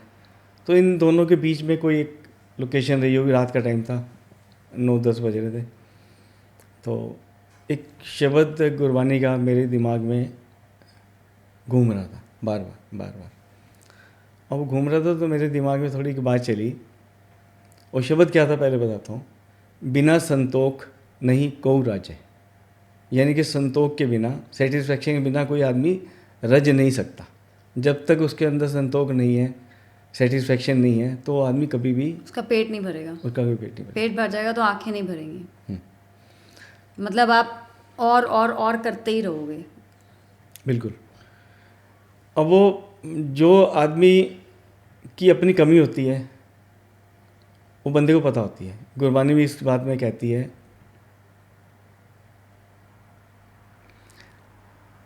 हम जो कर रहे हैं हमारे मन को पता है कि हम क्या कर रहे हैं। मन जानत सब बात, जानत ही अवगुण करे, यानी हमारे मन को सब कुछ पता है, हम जानबूझ के अवगुण कर रहे हैं। ठीक है ना। अब एक बात जो मेरी उस समय दिमाग में चली, तो उसने मेरे घर आते आते परेशान कर दिया। बिना संतोख नहीं को राजे। अब मैंने अपने सोचा भाई मेरे बिजनेस में कहाँ कमियां हैं, कैसे कमियां हैं, तो उसमें से कहाँ मैं ठीक हूँ, कहाँ ठीक नहीं हूँ। अब गुरबानी रोज़ मत्था टेकते हैं, मत्था तो हमने टेक लिया, अपनी मत गुरु साहब कहते हुए तूने अपनी मत को यहाँ सरेंडर कर दे मेरे आगे, और जो मेरी मत है तू ले ले। हमने मत्थे तो टेक दिए, हमने ना तो सरेंडर किया ना उनकी मत ली गुरु साहब की। प्रैक्टिकल लाइफ है, बात तो प्रैक्टिकल की, हमारी जीवन जांच for the sake of it कर लिया, लेकिन हमने उसको सीखा नहीं तो फ़ायदा क्या। अपने उसके ऊपर इम्प्लीमेंट ही किया। तो वो सारी मैंने अपनी कमियाँ ढूंढी कहाँ पे थी। अब उस समय बाकी जब हम कस्टमर को जो सामान दे रहे हैं नाप के, वो पूरा है, उसने 10 मीटर मांगा तो 10 मीटर से 5 सेंटीमीटर ऊपर है। ये स्टैंडिंग इंस्ट्रक्शन थी हर स्टाफ के लिए जो मेज़रमेंट कर रहा है। भाई कस्टमर 10 मीटर मांग रहा है या 20 मीटर मांग रहा है तो उसे थोड़ी सी फालतू जानी चाहिए। कपड़ा 95 सेंटीमीटर नहीं होना चाहिए, 10-5 हो जाएगा, कोई दिक्कत नहीं। 9-95 नहीं होना चाहिए। एक स्टैंडिंग इंस्ट्रक्शन थी। बाद में जाके हम कपड़ा मीटर हमारा 10 मीटर नापेंगे तो 1 मीटर कपड़ा घट जाएगा, हमें पता है हमारा लॉस है 1 मीटर का, बट नहीं, कस्टमर घर में पूरा जाना चाहिए। ये इंस्ट्रक्शन पहले से लागू थी। लेकिन एक एग्जांपल दे रहा हूँ मैं छोटा सा, कि उसमें फोम के ऊपर ये बात लागू नहीं थी। उसमें चलता है सिस्टम एमएम का। एमएम को अगर और थोड़ा सा बारीकी ना जाए, एक्सपेंड कर लें तो इंचों में रहती बात। अब फोम क्योंकि एमएम से बिकती है, एमएम से आती है, एमएम से बिकती है, तो मोटे तौर पे किसी कस्टमर ने, एक एग्जांपल दूं, तो उसे आधा इंच की फोम मांगी, तो आधा इंच की फोम होती 12 mm की, लेकिन 12 बेचते नहीं थे बेसिकली, हम 10 mm बेचते थे। अब 10 में भी कई बार कस्टमर को हम लोग अंडर साइज mm दे रहे हैं उसको, यानी हमें अपना मार्जिन फोम के अंदर मिल रहा है, बट हमें अंदर संतोष नहीं है, रब के ऊपर भरोसा नहीं है, तो हम उसे अंडर साइज में दे रहे थे। कोई एक्स्ट्रा बेनिफिट 5-7% का, 10% का एक्स्ट्रा बेनिफिट ले रहे थे। मतलब उससे चार्ज किया आपने 12 mm का? नहीं, चार्ज किया हमने 10 mm का, 10 mm, लेकिन 10 पूरा नहीं दे रहे। 10 ये हमारे मन को पता है कि हम उसके साथ चीटिंग कर रहे हैं। जिस दिन वो वाली बात दिमाग में आई, अब ये स्टैंडर्ड मार्केट रूल था, सब ये करते हैं, सभी करते हैं, अभी भी हो रहा है। लेकिन अब बात संतोष की जहाँ पे आ गई, तो संतोष मेरा वहाँ पे संतोष हो गया, भाई मुझे रब ना सेटिस्फैक्ट्री मार्जिन दे रहा है, इसके अंदर, मुझे इससे पर ज़्यादा चीटिंग करने की जरूरत नहीं है, क्योंकि मेरा मार्जिन सेटिस्फेक्शन है, उसमें सेटिस्फेक्शन हो गया मेरे को, भाई मार्जिन है मेरा, तो मुझे जरूरत नहीं चीटिंग करने की। तो उस दिन से मैंने ब्रेक लगा दी। अगर उस दिन ग्राहक से हम 10 mm के पैसे ले रहे थे और अंडर साइज दे रहे थे, लेकिन आज की डेट में वो 10 mm आज भी बिक रही है, पर वो पूरे साइज में बिक रही है। ये कितने साल पहले की बात है? 93 94, अगले दिन ही जाके सिस्टम बन गया था ये वाला। जो स्टॉक पड़ा था उसको पैसे रिड्यूस करके कस्टमर को बेचा हमने, अंडर साइज का था हमें पता है, तो उसके पैसे रिड्यूस किए हमने, ग्राहक को दी रिड्यूस करके। लेकिन नेक्स्ट लेवल जब हमने सामान मंगाया तो पूरा साइज़ ही मंगाया 10 mm का। वो 10 mm उस समय भी 10 mm था, आज भी 10 mm है। तो बातें बहुत छोटी छोटी हैं, ग्राहक को नहीं पता चल रहा है हम, लेकिन ग्राहक को बेवकूफ़ बना रहे हैं। और ऐसे मैक्सिमम होता है, भाई कौन देख रहा है। जब हम सोचते हैं ना कि कौन देख रहा है, तो एक बहुत बड़ी पावर है, वो हमें देख रही है all the time, all the time, all the time, है ना। हमारे पास ये हमारे जो कैमरे हैं लगे हुए हैं, हर जगह जगह पे लगे हुए हैं ना, तो ये तो मैं बहुत लिमिटेड जगह पे देख रहे हैं। वहाँ तो कैमरा यहाँ पे ऊपर लगा हुआ कोने में, अब यहाँ जाके हम खड़े रहेंगे छुप के तो कैमरा हमें नहीं देख पा रहा है, बट एक कैमरा ऐसा है कि जो हम हर वेले देख रहा है। ये जो आपने एग्जाम्पल दिया ना, अब मेरे को पता चलता है कि मेरे अंदर कहाँ से आता है। जब मैंने अपनी फ़र्स्ट जॉब करी ऑस्ट्रेलिया में, मैं आई, मैंने कॉल सेंटर में काम करती थी। तब मैं सोल इनकम मेरी होती थी, तब राज काम नहीं करते थे, स्टूडेंट थे। तो वो जो सोल इनकम होती थी वो बड़ी इंपॉर्टेंट होती थी, क्योंकि शायद $750 पर वीक आते थे, तो वो बहुत बड़ी अमाउंट थी और वो बहुत इम्पॉर्टेंट अमाउंट थी, क्योंकि उसके ऊपर ही हमने चलना होता था, वही थी हमारे पास। तो तब मैं कॉल सेंटर में काम करती थी। मेरा एक कैंपेन स्टार्ट हुआ, अबव 80 लोगों को, जो लोग अबव 80 हैं उनको मुझे मोबाइल फ़ोन का प्लान बेचना है। आई थिंक वो प्लान कॉस्ट करता था अराउंड $60-70 और बहुत एक्सपेंसिव होते थे उस टाइम प्लान। मैं फ़ोन कंपनी का नाम नहीं लेती यहाँ पे, लेकिन तो मुझे ये लगा, और 1 घंटा उनको होता था कि 1 घंटा मिलेगा आपको शाम को, आप 1 घंटे के अंदर अगर आप अपने किसी भी बच्चे से या किसी भी फैमिली को कॉल कर लो, तो उनको हमारी सेल्स पिच ये होती थी कि आप $60 हमें दो। सारा दिन की कॉल्स इतनी एक्सपेंसिव है कि $2 की पर मिनट चार्ज कर रहे हो, लेकिन वो जो 1 घंटा होगा ना, उसमें आप जितनी मर्जी बात करो, वो फ्री है आपके लिए, ठीक है। तो सेल्स पिच होती थी कि उसमें आप अपने लव्ड वंस को कॉल कर सकते हो, आप अपने बच्चों को कॉल कर सकते हो, क्योंकि यहाँ पे तो सबके बच्चे अलग रहते हैं, मेजॉरिटी दूर बाहर रहते हैं। लेकिन मोबाइल फ़ोन इतना सा होता था, आईफोन्स होते नहीं थे, नोकिया का फ़ोन है। तो जब मैं कई बुज़ुर्गों को ऐसे कॉल करती थी, उनकी आवाज़ भी ना लड़खड़ा रही होती थी, तो मुझे बेचते हुए वो 2 साल का कॉन्ट्रैक्ट इतना ऐसे होता था, मुझे ऐसे लगता था। और तब नाना जी थे कि मैं अगर नाना जी को बोलूँ कि आप ले लो और 2 साल को मैं कॉन्ट्रैक्ट उनको दे दूँ, वो क्या करेंगे उसका। मतलब मेरे दिल को पता था कि ये उसके यूज़ का नहीं है, लेकिन मेरी सेल के लिए मुझे बेचना है। और बहुत लोग बेचते थे मेरी टीम में, शायद मैं भी बेच देती उनको, जो सारी बातें मुझे सिखाते थे बोलने के लिए, मैं बोल के बेच देती, लेकिन मेरे से होता ही नहीं था वो। एक दिन मैं घर आई, मैं इतना रोई राज के आगे, मैंने कहा मैं ये नहीं कर सकती, ये मेरे असूलों के खिलाफ है, ये मैं नहीं बेच पाऊँगी, क्योंकि वो बुज़ुर्ग हैं, उनको 2 साल के कॉन्ट्रैक्ट में मैं डाल रही हूँ, उनकी डेथ हो जाएगी, उनकी वाइफ पे करती रहेगी, जो ऑलरेडी बुज़ुर्ग है, कैसे होगा ये, मैं नहीं करूँगी ये। तो फिर एनीवे कर के हमने डायरेक्टर से बात करी, मैंने अपना कैंपेन ही चेंज कर दिया कि मैं ये काम नहीं करूँगी, ये अनएथिकल है, इसमें मुझे नींद नहीं आएगी रात को अगर मैंने सेल कर दी, तो इससे मुझे सेल करनी नहीं है ये। तो देखो ब्लड में है कोई भी काम है, बिल्कुल सही बात। देखो क्या होता है कि कोई भी काम आप कर रहे हो, है ना, आपको हमेशा उसके पीछे एक ना बैक में सोचना चाहिए, हमेशा दिमाग में आपके रहनी चाहिए, भाई मैं किसी के साथ काम कर रहा हूँ, किसी को सामान बेच रहा हूँ, या कोई भी किसी बंदे से डील कर रहा हूँ, तो हमारे मन में खोट ना हो। फिर कभी भी आपको ज़िंदगी में पीछे नहीं हटना पड़ेगा, कभी नहीं हटना पड़ेगा। आपकी लाइफ स्मूथली चलती रही। अप डाउन होते हैं, हमेशा होते हैं, बहुत टाइम औखा टाइम आया था कई बार, लेकिन आप निकल जाते हो, सपोर्ट मिल जाती कहीं ना कहीं से। आप सोच नहीं सकते कि आपको कहाँ से सपोर्ट मिल गई, कहाँ से कैसे निकल गए। वो जब आदमी निकल जाता है तब उसको रियलाइज़ हो, यार मैं इतना परेशान हो रहा था तो वैसे निकल गया।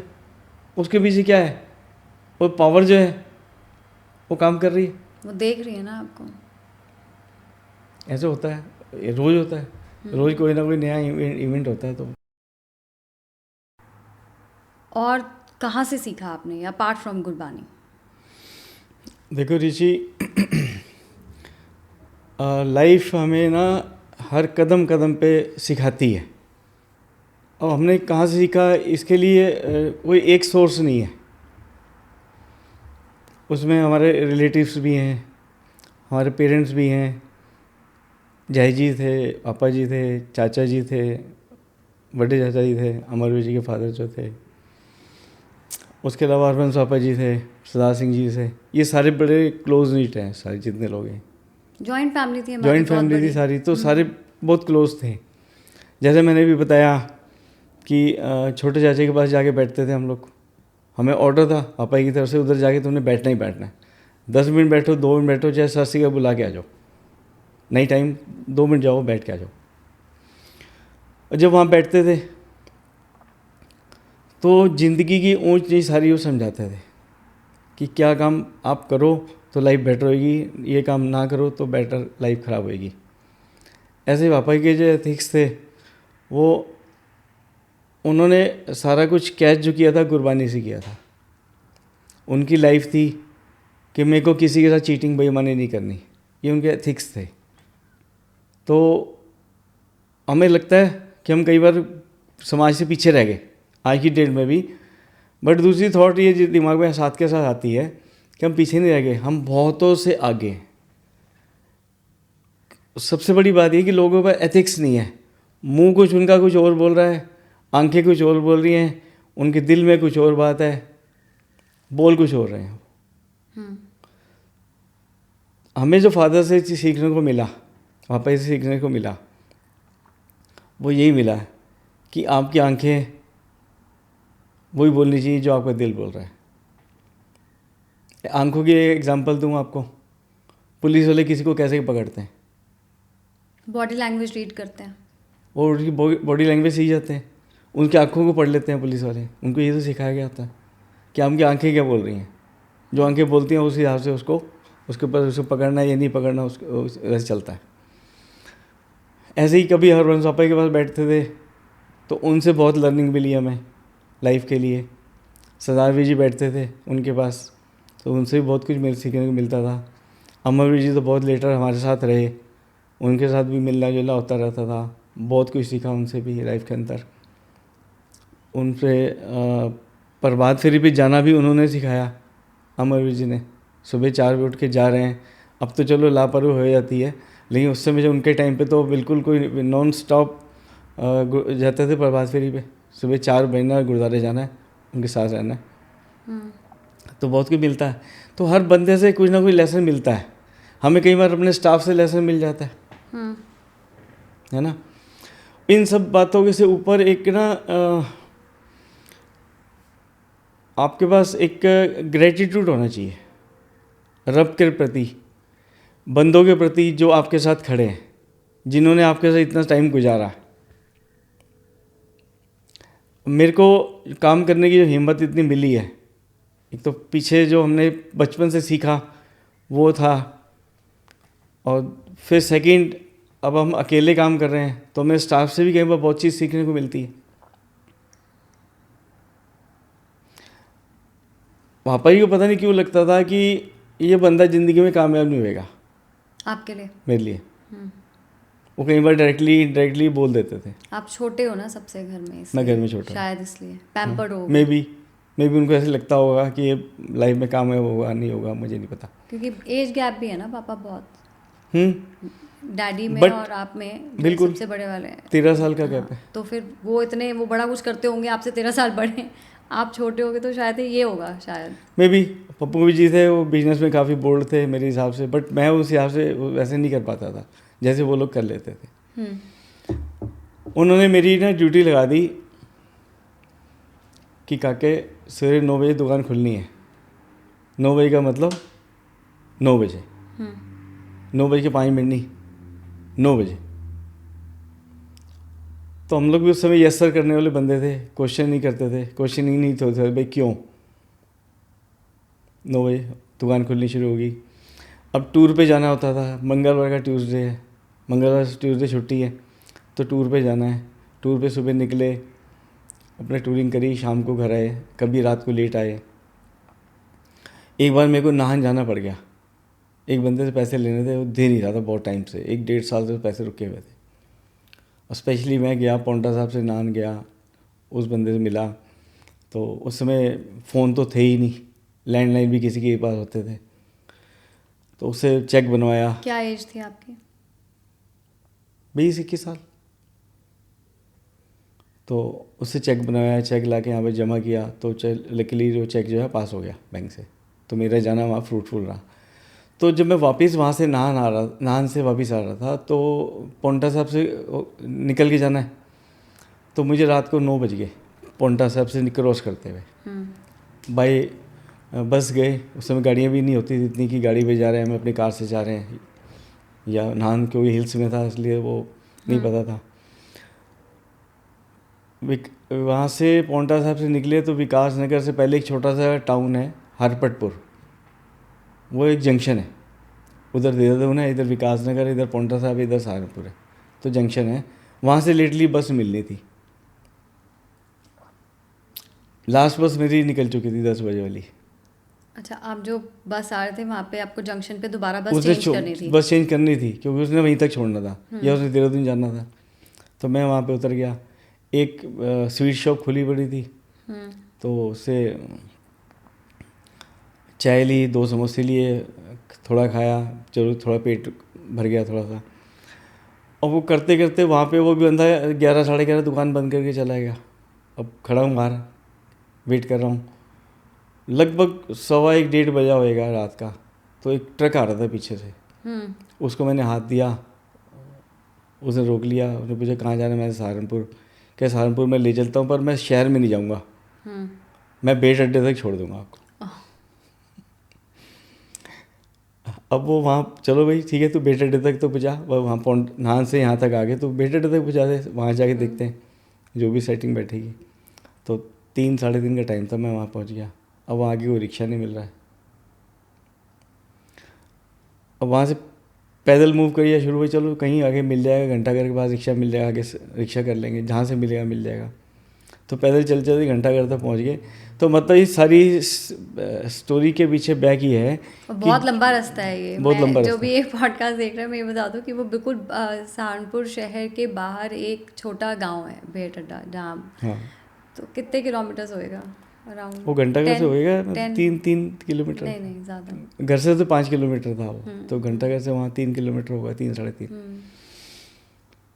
तो बेसिकली बात यह है, जो एक जिम्मेवारी की बात कर रहा हूँ कि 9 बजे दुकान पे जाना है, तो ऐसे ही वो जिम्मेवारी दी, भाई तू जाके वहाँ से पैसे लेके आ, पेमेंट लेके आ। तो टाइम कुछ भी हो गया था, थकना नहीं था, हारना नहीं था, बैठना नहीं था, तो जिम्मेवारी समझी, उसको पूरा किया। अब सपोज रात को घर पहुँचते हुए 3, सुबह 4 बज गए, तो दुकान सुबह गुरमीत सिंह ने खोलनी है, उसमें कोई रिलैक्सेशन नहीं था कि रात को आप 3 बजे आ रहे हो, 4 बजे आ रहे हो, कोई रिलैक्सेशन नहीं है। दुकान आपने खोलनी है सुबह 9 बजे। Yes sir. ऐसे कभी दिल्ली का टूर होता था, तो उस समय दिल्ली से ट्रेन चलती थी रात को 9 बजे, सुबह से चले गए, घर से सुबह जितने बजे उठे, ट्रेन पकड़ी, चले गए दिल्ली, वापस आए रात को, क्यों वीकली दिल्ली जाना ही होता था, कभी मैं, कभी पप्पू वीर जी, कभी बड़े वीर जी।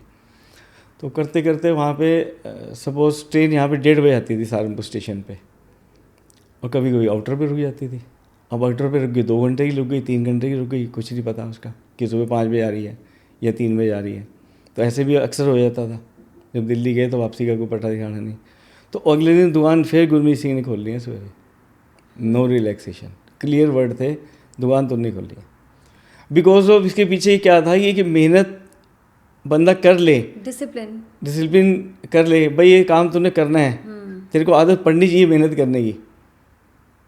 तो वो जो आदतें बचपन में पड़ी हुई थी ना, वो आज भी काम कर रही हैं।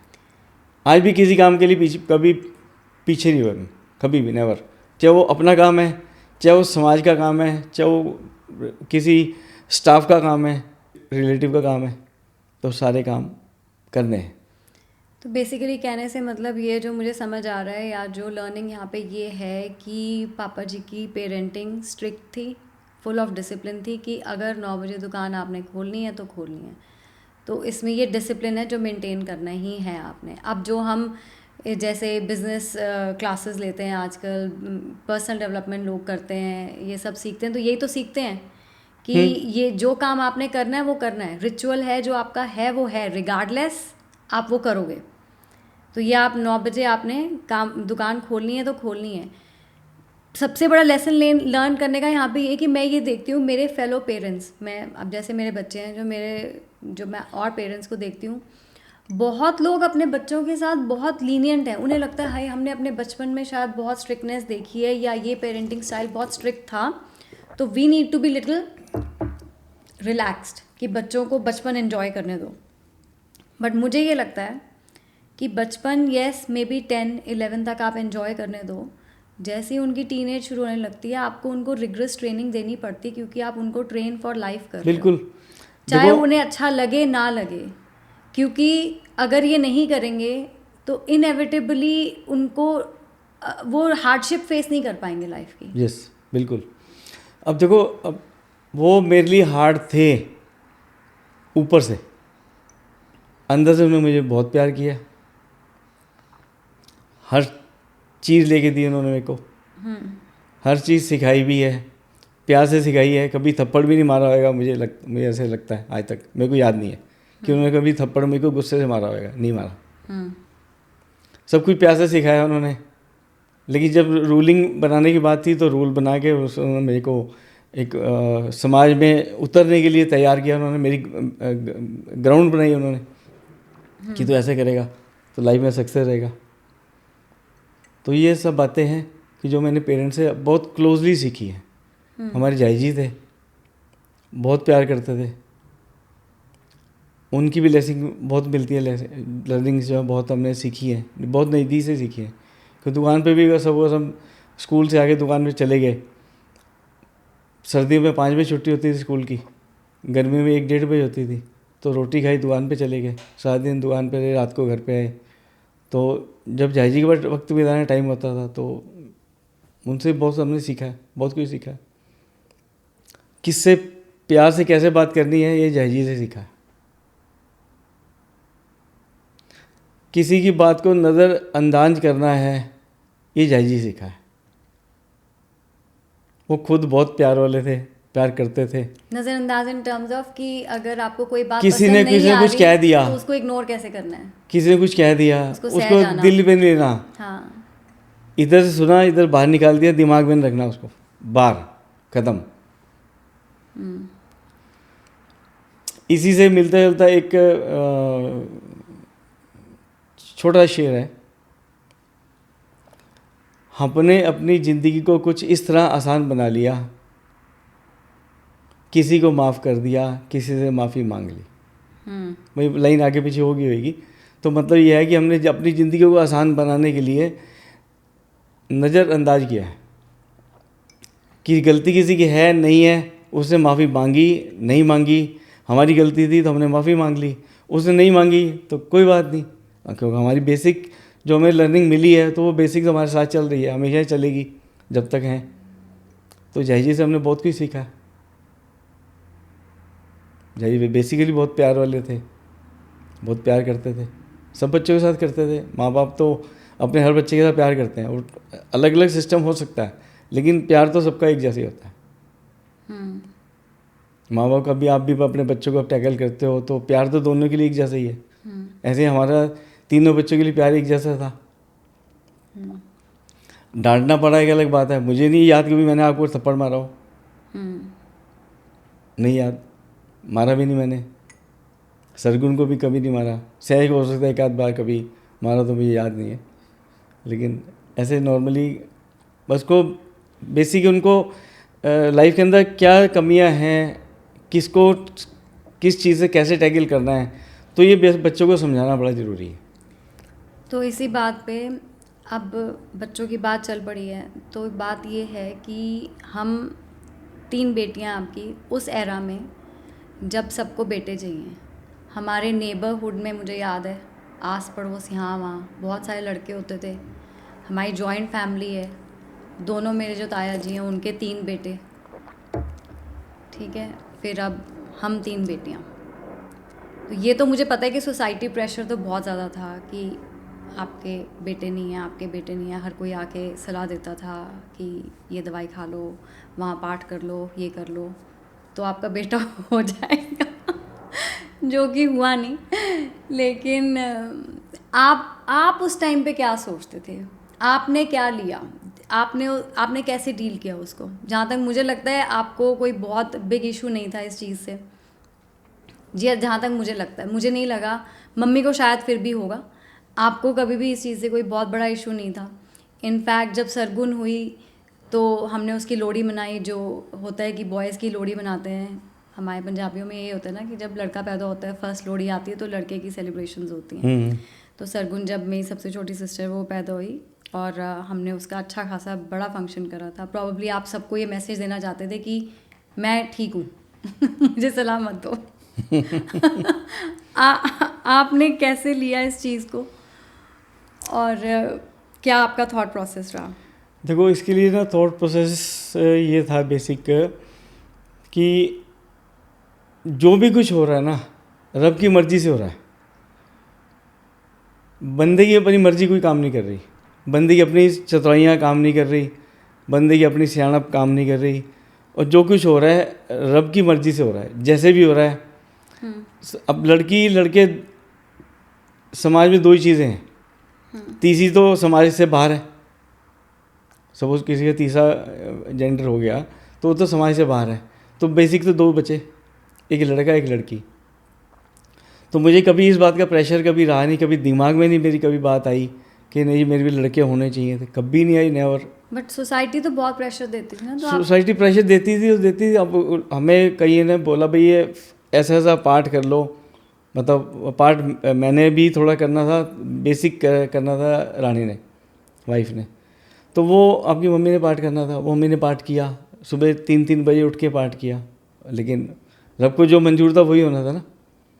अब सरगुन की बारे में जो टेस्टिंग होती थी, क्या बोलते हैं उसको, जेंडर टेस्टिंग जेंडर टेस्टिंग होती थी, वो भी बैन थी। बैन थी, वो नहीं हो सकती थी।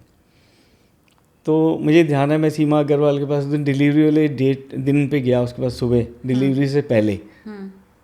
तो मैंने उसको डॉक्टर सीमा अग्रवाल को बोला, मैं डॉक्टर साहब अब लड़का हो चाहे लड़की हो, ठीक है, तो अगर लड़की हो तो उसको वाइफ को एकदम से मत बताना। मम्मी का वीक पॉइंट। एकदम से मत बताना, धीरे धीरे अब बता देना, पता चल ही जाएगा। लेकिन एकदम से मत बताना कि उसको एकदम शॉक्ड हो जाएगी कि उसने बहुत पाठ किए मैं। चलो जो भी था, और उसने नहीं बताया। अब जैसे उसको पता लगा तो थोड़ी शॉक्ड हुई। अब बस सारा मैटर तो रब की मर्जी का है ना, हमारी मर्जी नहीं चली उसके अंदर। और मैंने ये देखा है हमारे समाज में कुछ लोग ऐसे थे कि जिन्होंने बोला है कि रब से जो मांगो मिल जाता है। क्या मैं अपना पुत्र आपको लड़ के ले आए, मुझे को किसी ने बोला, अब नाम लेते नहीं अच्छा लगता, बट वो मेरी एज का है लड़का उनका, मुझे नहीं लगता आज तक उस लड़के से वो आंटी सुखी हुई हो, नेवर। कई बार आधी रात को लड़ाइयाँ तो उनकी जाके मैं छुड़ाता था, वो आगे लड़ता था। शादी उसने दूसरी कम्युनिटी में कर ली, घर पे रहता नहीं था, जो पैसे मांगते थे लोग देते थे। और कई बार ओवर हो जाता था तो लड़ता था रात को आगे आधी रात के।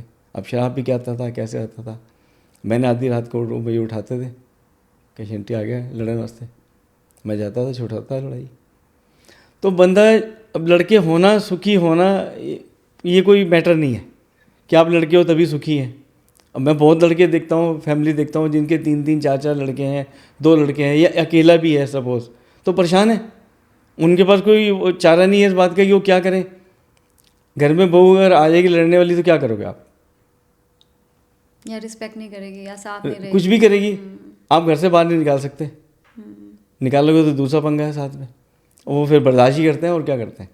जिनका 1 बेटा है वो भी बर्दाश्त कर रहे हैं, जिनके 2 बेटे हैं वही बर्दाश्त कर रहे हैं, जिनके 3 हैं वही बर्दाश्त कर रहे हैं। और आज के टाइम में तो बेसिकली ये हो रहा है, चाहे लड़की है चाहे लड़का है, जिन्होंने एजुकेशन ले ली, हायर एजुकेशन ले ली, वो ना लड़का माँ बाप के पास है ना लड़की माँ बाप के पास है, सारे बाहर हैं। तो एजुकेशन में एजुकेशन भी एक बहुत बड़ा पॉइंट है मेरा।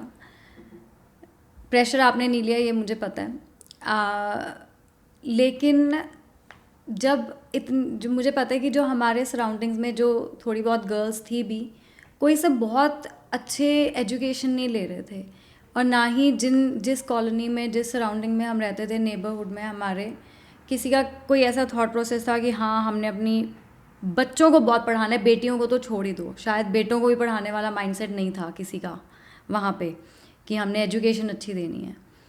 पर उस टाइम पे आपने हमें अलग ही स्कूल्स में डाला। मैं कहती हूँ मेरा इंग्लिश में कमांड ही इसीलिए क्योंकि जिस स्कूल्स में मैं पढ़ी हूँ, मुझे कभी भी यहाँ पे आके पहली जॉब मिलने में प्रॉब्लम नहीं हुई, क्योंकि मेरा तब तो इंग्लिश पे ग्रेजुएशन भी कमांड पूरी नहीं थी, कंप्लीट नहीं थी। मेरी ग्रेजुएशन भी पूरी नहीं थी। हाँ जी। तो डिस्पाइट दैट कि मेरा इंग्लिश पे कमांड इसीलिए अच्छा था क्योंकि जो स्कूल्स में हम पढ़े हैं। तो आपने ये क्या थॉट प्रोसेस था आपका कि मैंने इन्हीं स्कूल्स में पढ़ाना है अपने बच्चों को, फिर बोर्डिंग स्कूल में डाल दिया, जिससे मुझे पता है हमारी फैमिली में बहुत लोग हैप्पी नहीं थे। वो बहुत बड़ा एक्सपोजर था कि आपने लड़कियों को बोर्डिंग स्कूल में डाल दिया, लड़कियों को कौन डालता है। बेसिकली उसके पीछे एक थॉट प्रोसेस यही था कि बच्चों को अच्छी एजुकेशन देनी है, अच्छी जगह से देनी है। खर्चा क्या हो रहा है नो मैटर, कमा रहे हैं तो बच्चों के लिए कमा रहे हैं, तो बच्चों पे खर्च कर रहे हैं, कोई मैटर नहीं था कि भाई हमने इतना नहीं इतने खर्च करने हैं। तो रब दे रहा था तो हमने वो पैसा आपके ऊपर लगाया, बच्चों पे लगाया, तीनों बच्चों पढ़ाया। आपको भी अच्छी एजुकेशन दी, आपको बोर्डिंग में भेजा, सहज को भी भेजा, सरगुन को भेजा। सरगुन तो मेरे ख्याल 5th क्लास से ही बोर्डिंग में थी 12th तक। उसके बाद उसका ऑस्ट्रेलिया आने का बना तो उसको भी किया भाई, सो दैट कि बच्चे अपनी जगह पे पैरों पे हमेशा खड़े हो सकें, किसी आगे उनको ये ना कहना पड़े नहीं जी मुझे पैसे दे दो। अपनी अर्निंग होनी चाहिए, जैसे हमने कमाया एज ए बॉयज़ काम किए हैं, ऐसे बच्चों गर्ल्स को भी ऐसा होना चाहिए कि बच्चे अपनी कमाई खुद कर सकें। वो अलग बात है कि वो फैमिली में रह रहे हैं, जॉइंट फैमिली में, सिंगल फैमिली में, कैसे भी रह रहे हैं, तो हस्बैंड बहुत कमाऊ है तो खर्चा करके पूरा ला रहे हैं, आपके पास स्ट्रेस नहीं है, लेकिन आपको कमाना आना चाहिए। उसके पीछे बेसिक तो एक वो बनती है कि आपको एजुकेशन अच्छी होएगी तो अभी आपके दिमाग में उसका दिमाग फैलेगा, एक्सपेंड होएगा। हर चीज़ आप अभी कोई चीज़ आप देखते हो एक्सपेंड करके देखते हो ना, कोई भी चीज़ के बारे में सोचना है। ऐसे तो हम लोग यूट्यूब से रोज़ बहुत कुछ सुनते हैं, बड़ी रील्स भी सुनते हैं, बहुत कुछ सुनते हैं, लेकिन वो सारी चीज़ हमारे रेलेवेंट नहीं है ना। तो वो सब चीज़ों को आप चीज़ ध्यान से मॉनिटर कर सको, तो एजुकेशन का मैटर तो ये है। एजुकेशन तो इसीलिए ना कि हमारा जो माइंड सेट है वो वास्ट हो, बड़ा हो। तो जब माइंड सेट बड़ा होएगा, आप किसी भी बात को आप एकदम से नहीं मान सकते। आप अगला हमें बंदा बेवकूफ़ बना रहा है नहीं बना रहा आपको नहीं पता। जब आप उसके ऊपर उसकी बात के उसको देख के उसके विचारों से उसकी बात करके आपको पता लग जाता है काफ़ी कुछ कि ये बंदा सही है या नहीं है। तो ये सब थॉट प्रोसेस है सारा। तो अब आप हैप्पी हो? हाँ बिल्कुल हैप्पी हूँ। जैसे मतलब इसलिए मुझे हंसी आ गई, इट्स नॉट फनी, लेकिन आप हैप्पी हो जैसे आपने अपने बच्चे बड़े करे कि बिल्कुल हम ठीक हैं, शुक्र है आपका। हम ठीक हैं तीनों, बिल्कुल जैसे आप चाहते थे कि इनका माइंडसेट बने वैसा माइंडसेट बन गया आपको लगता है? हाँ बिल्कुल बन रहा है तीनों का। सहज अपनी जगह पे बहुत मेहनती है, सरगुन अपनी जगह पे बहुत मेहनती है, थोड़ी स्लो है लेकिन वो वैसे बहुत मेहनती है। वो उसके कोई जिम्मेवारी किसी बात की लगा दो तो पूरी करती है वो। अभी भी दुकान पे आकर मेरे पास पिछले 1-1.5 महीने से मेरी हेल्प कर रही है आके। उसकी ड्यूटी लगा रखी है मैंने, क्योंकि 2 घंटे रोज़ आना है दुकान पे, आगे बैठना है, सिस्टम देखना है कैसे नहीं है, तो आना है। तो आ रही है वो, मेहनत कर रही है। मैंने सहज को भी अब बात बोली और इसको भी ये बात बोलता हूँ कि मैंने 30 साल लगाए इस काम के अंदर, 33 साल हो गए मेरे को, 91 से मैं काम कर रहा हूँ, मतलब इंडिविजुअल काम कर रहा हूँ। और कम से कम इसको अपनी एज तक तो चला लो बॉम्बे पैलेस को। भाई देखो, एक कमाते हम शुरू से रहे हैं, ऐसा नहीं कि हमने डे वन किसी कोई चीज़ नुकसान में बेची है, नहीं है, कभी नहीं बेची। एट पार बेची अलग बात है, वो डिपेंड करता है कि वो क्या चीज़ कैसी है और कैसे है, उसको निकालना है हमने। नहीं कमाया एक अलग बात है, लेकिन कमाया, अच्छा खर्च किया है। मैं अपने आप को ये फील करता हूँ I am a king, as a king. अच्छा एक हाउस मेंटेन कर रहा हूँ, 2 गाड़ियाँ अच्छी वाली टॉप क्वालिटी की गाड़ियाँ मेंटेन कर रहे हैं हम लोग सहारनपुर के हिसाब से। गाड़ी तो बहुत ऊपर लेवल तक भी है, लेकिन जैसे महिंद्रा एक्सयूवी 700 है तो टॉप मॉडल है, तो अपनी जगह एक बहुत बड़ा ब्रांड है, वो अपनी बहुत बड़ी क्वालिटी है, तो वो मेंटेन कर रहा हूँ। फिर अपने इतना बड़ा काम दिया हुआ है, शोरूम दिया हुआ है, और फिर 10-12 बंदे, 10 से लेके 12, 15, 18 बंदे तक डिपेंड करता है। हमारी फैमिली हमारे साथ मिलके काम कर रही है, टुगेदर ग्रो कर रहे हैं हम लोग सारे। वो भी कमा रहे हैं, हम भी कमा रहे हैं, वो हमारे से कमा रहे हैं, हम उनसे कमा रहे हैं। अब मैं यहाँ बैठा हूँ तो पीछे काम चल रहा है, तो काम कर रहे हैं वो लोग ना। कोई पूरी बिजनेस में एक ग्रो का एक सिस्टम के साथ आपका स्टाफ भी बढ़िया होना चाहिए ना। जो बंदा पिछले 30 साल से मेरे साथ जुड़ा हुआ है तो काम कर रहा है वो। अच्छा मैंने उनको ये भी बोला हुआ है, चाहे वो मुल्ला जी हैं, चाहे अयाज है, चाहे रियाज है, कुछ भी है, या मनीष है, कल्लू है, मैंने इनको सबको ना ओपनली बोला हुआ है, मैं देखो जब तक मैं हूँ मैं आपको नहीं निकालूंगा। और सेम वाइस वर्सा, जब तक आप लोग हो आप यहाँ से काम छोड़ के नहीं जाओगे। यहाँ तक आगे जिसकी जितनी है वो उस हिसाब से चल पड़ेगा, लेकिन मैं निकालूंगा नहीं। चाहे पानी सिर से ऊपर भी पार हो जाए, इन 5-7 लोगों को मैं नहीं निकालूंगा, बिकॉज ऑफ कि इनसे बेसिक से हम लोग इकट्ठे हैं, शुरू से साथ हैं, तो इनको मैं नहीं निकालूंगा इस एज में, तो आगे कम से कम नहीं। किसी को फाइनेंशियल जरूरत पड़ती है तो आई एम स्टैंडिंग, किसी को भी और कोई दिक्कत है साथ खड़ा हूँ, कभी हमें दिक्कत है तो वो साथ खड़े हैं। बिल्कुल। तो इस सारे सिनेरियो के अंदर एक बात खास है कि बंदा अपना ईमानदारी से काम करता रहे, रब कभी भूखा नहीं सोता किसी को भी, कि किसी गरीब आदमी को भी नहीं सोता। फिर रब ने हमें तो इतना कुछ दिया हुआ है कि हम 10-12 फैमिलीज़ साथ लेके चल रहे हैं, तो ये कोई छोटी मोटी बात नहीं है। राजाओं के पास जो पुराने राजे होते थे उनके पास सैकड़ों हज़ारों स्टाफ होता था, हम ये समझते हैं हमारे पास चलो 12, 15, 20 का स्टाफ ही है जो वहाँ चल रहा है। फिर भी 20 फैमिलीज भी बहुत होती हैं। राजा कभी लड़ाई करने जाता था तो अपने बल पे तो होता ही था उसका, उसके पीछे सपोर्ट में भी सैनिक होते थे ना, तो हमारे वो सैनिक है, बिल्कुल, उनकी बिना सपोर्ट के हम चल नहीं सकते। 100%।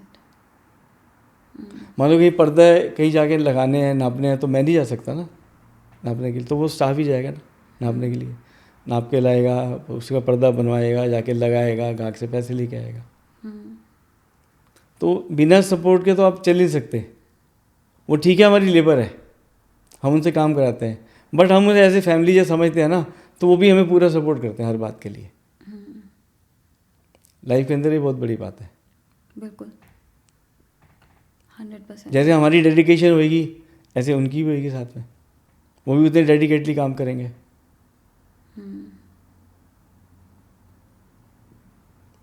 तो ये सब बातें हैं जो लाइफ के अंदर हमें पल पल मिलती हैं, हर बात को हमें देखना पड़ता है।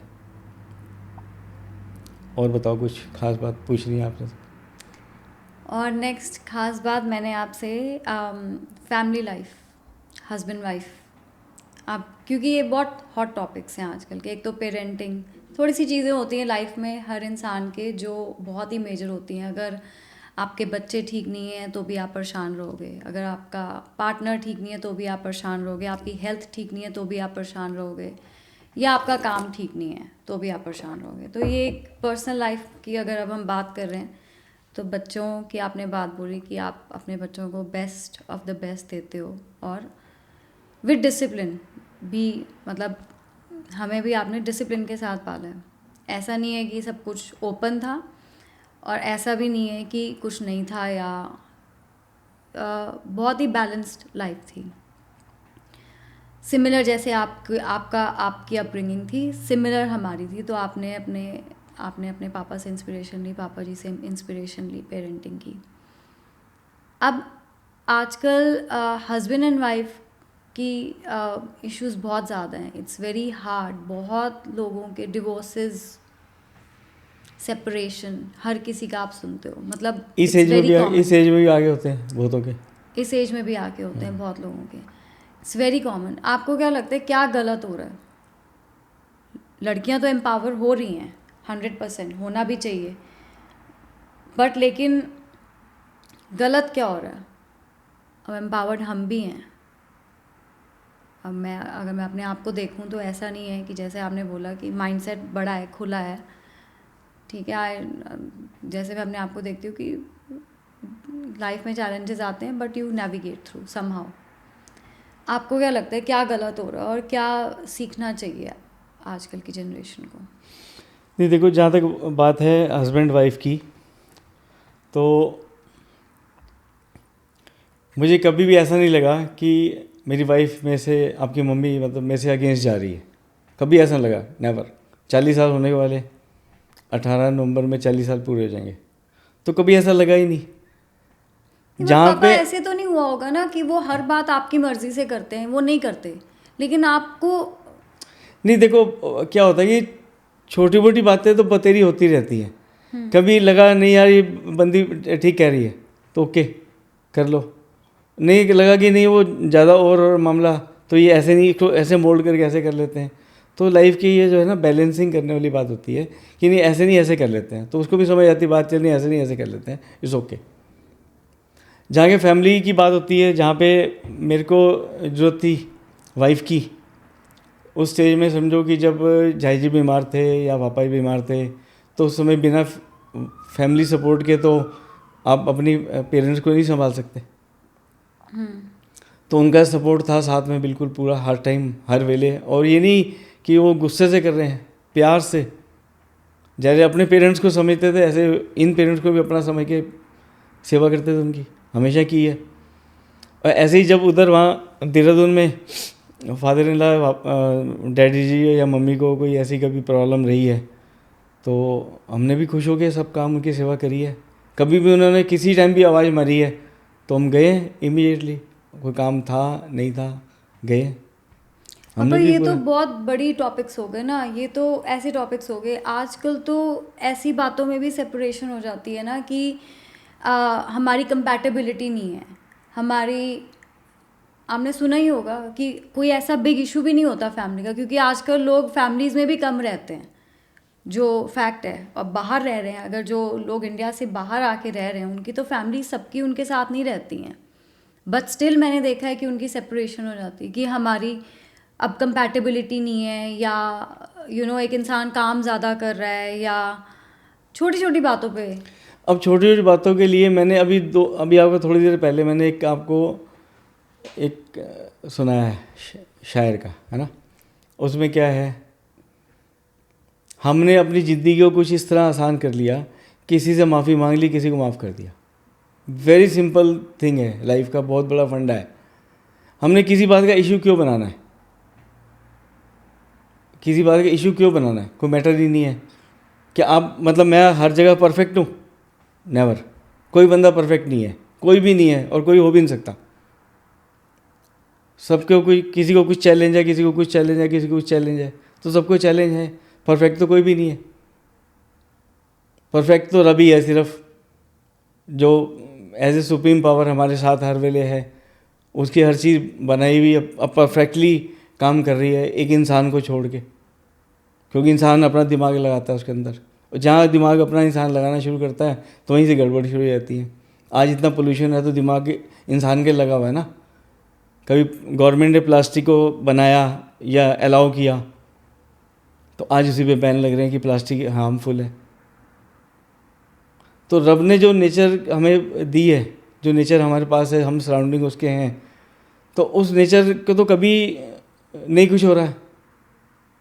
मेरे ख्याल से 340 करोड़ साल से सूरज ऐसे ही घूम रहा है, वो नॉन स्टॉप। कोई एक आध सेकेंड का भी मुझे नहीं लगता फ़र्क कभी पड़ा हो या पड़ता हो, चल रहा है। ये हम अपने दिमाग लगाते हैं फालतू के, जिसकी वजह से हमारे इशू क्रिएट हो जाते हैं। कोई चीज़ मेरे लिए अच्छी हो सकती है, आपके लिए वो चीज़ अच्छी नहीं हो सकती। कोई चीज़ आपके लिए अच्छी होगी, मेरे लिए बुरी होगी। तो ये आपस में कंप्रोमाइज़ है ना लाइफ का। तो कॉम्प्रोमाइज़ कर लेना चाहिए। कर आजकल लोग लेना चाहिए। कॉम्प्रोमाइज़ करते नहीं हैं। कर लेना लोग चाहिए, कहते बिल्कुल हैं करना नहीं चाहिए, करना compromise। बिल्कुल। अगर आप कॉम्प्रोमाइज़ नहीं करते सपोज, है ना, तो आपके माइंड सेट में कुछ ना कुछ चल रहा है, नेगेटिविटी चल रही है। अब नेगेटिविटी चल रही है तो जब आपकी चल रही है तो आप भी उसको वो मैसेज भेज रहे हो, उसके दिमाग में टेलीपैथी हो रही है। टेलीपैथी हो रही है, उसे अवॉइड नहीं कर सकते आप। उनके माइंड में भी चल रहा है ना नेगेटिविटी, तो नेगेटिविटी दिमाग में कभी रखनी नहीं चाहिए। आप भी पॉजिटिव बन के रहो, वो भी बन के रहे। हमारी कोई लड़ाई अभी ज़िंदगी में आज तक ऐसी नहीं हुई कि जो सुबह शुरू हुई है और शाम को ना ख़त्म हुई हो। ये शाम को शुरू हुई है, सुबह तक ना ख़त्म हुई हो। 12 घंटे ऊपर कभी हुई नहीं हो। कुछ नहीं फ़र्क पड़ रहा है इन बातों से। जितनी ज़िंदगी आसान बनाओगे उतनी कंफर्टेबल रहोगे। कोई फ़ायदा नहीं फालतू भाग दौड़ में। बाहर किसी भी जगह पे मान लो एक ने एक से डिवोर्स ले लिया, तो उसे क्या पता कि अगला जो लड़की मिलेगी मेरे को या लड़का मिलेगा मेरे को तो वो बहुत बढ़िया होएगा। एक वो जैसे कहते हैं थाल में पड़े लड्डू नहीं मिलते आगे पड़े हुए, स्ट्रगल वहाँ भी है। मान लो एक डिवोर्स ले लिए, कितने डिवोर्स लोगे? कहीं ना कहीं तो कॉम्प्रोमाइज़ करना पड़ेगा।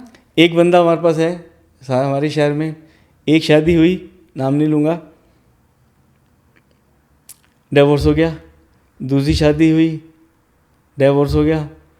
अगले बंदों ने उनसे 50 लाख रुपए डिमांड की, लड़की वालों ने उन्हें दिए, 50 लाख दे दिए। और उसके बाद क्या हुआ, वो बाबूजी को हार्ट अटैक आ गया। सर्जरी कर रहे हैं, हार्ट सर्जरी, फादर को लड़के के फादर को। चलो वहाँ से फ्री हुए, साल 2 साल में लगे, तीसरी शादी हो गई, तब भी नहीं आपस में बन रही। अब बंदा वहाँ से अब हो सकता है पेरेंट्स की कमी हो, बच्चों की कमी हो, ना आपस सेटल बॉन्डिंग बैठ पा रही हो, तो वो शहर से हो गई, दूसरे शहर में रहने लगा। और वहाँ भी उसकी बन रही है नहीं बन रही, उसके बाद मिला नहीं बंदा वो। तो ऐसे भी होता है ना कि अब 3 शादी हो गई, अब कितनी करोगे? कमियाँ तो सबके अंदर है। तो भाई पहली वाली से निभा लो अच्छे तरीके से। अगर आपको लगता है कि उसकी गलती है तो उसे समझा लो थोड़ा सा। उसे लगता है कि मेरी गलती है तो मैं वही समझ जाऊँ, ठीक है भाई सॉरी फॉर दैट, मेरे से कोई बात कोई गलत मत निकल गई होगी, सॉरी। बंदे को लगता है, क्योंकि गुरबानी कहती है मन जाना सब बात। आपके मन को पता है सब कुछ, आप उस चीज़ से बाहर तो जा ही नहीं सकते। हर बंदे को पता है कि मैं क्या कर रहा हूँ, अच्छा कर रहा हूँ, बुरा कर रहा हूँ, मंदा से कर रहा हूँ, चंगा कर रहा हूँ। ट्रू। हम लोग भी कभी गलतियाँ हो जाती हैं, कभी फ्रेंड सर्कल में गलती हो गई, कभी रिश्तेदारी में गलती हो गई। जब गलती हो जाती है तो उसे, अगर गलती हमारी तो आगे बढ़ के माफ़ी मांग लेते हैं। हमारी तो जीवन का, लाइफ का यही फंडा है। गलती हमें लग रहा है कि हमारी गलती है तो मान ली, अगला बंदे की गलती है, अगर वो नहीं रियलाइज़ कर रहा, छोड़ दिया, उसको वक्त के ऊपर छोड़ दिया। तो अपनी सहनशीलता बढ़ाने की ज़रूरत है, थोड़ी पेशेंस होने की ज़रूरत है कि किसी ने कुछ कह दिया तो इतना भी उसको पर्सनली मत ले लो चीज़ों को। अगर बंदा अपना, सामने वाला बंदा अपनी गलती नहीं समझ रहा, उसको उस चीज़ को वक्त के लिए छोड़ दो। वक्त आएगा, उसे रियलाइज़ होएगा अपने आप, और होता है। आप बॉल ऊपर उछालोगे, दीवार पे मारोगे तो बाउंस होके वापस आएगी ना। ज़मीन पे ऐसे करोगे तो बाउंस होके जाएगी ना ऊपर। तो ऐसे ही बाउंसिंग है, होनी है। ज़िंदगी हमारी साइकिल का पहिया है, कभी ऊपर कभी नीचे ऐसे रोटेट कर रहा है। तो लाइफ ही है, क्योंकि हम भी परफेक्ट नहीं है, सामने वाला ही परफेक्ट नहीं है, तो नहीं है तो भाई कोई बात नहीं, और रब ने बनाया ऐसे है। अब किसी का माइंड कम डेवलप हुआ है, किसी का ज़्यादा हुआ है, कोई बहुत स्मार्ट है, कोई हमारे जैसा ढीला भी है ना। तो ये सब चलता है, तो सबके साथ लेके चलना पड़ता है।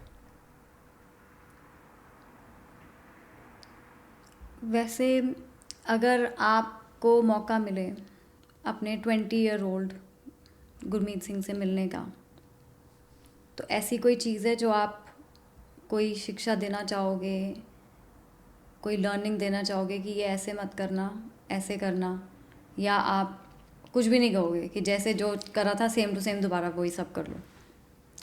नहीं, देखो बात ये सारी कि अगर हम ऐसे 20 साल बड़े बच्चों को अगर कुछ, बच्चों को नहीं, अपने आप अपनी लाइफ को वापस देखो और सोचो कि अगर मेरे को मौका मिले दोबारा लाइफ जीने का, और मैं इस टाइम 20 ईयर्स का हूँ दोबारा से, तो क्या मैं सेम चीज़ें ऐसे ही करूँगा जो मैंने करी, या मैं इसको कुछ डिफरेंटली करूँगा?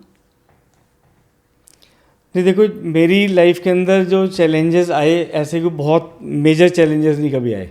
आपने लिए नहीं ना, क्योंकि ये भी कह सकते हैं, तो इसीलिए वो चैलेंज बने ही नहीं।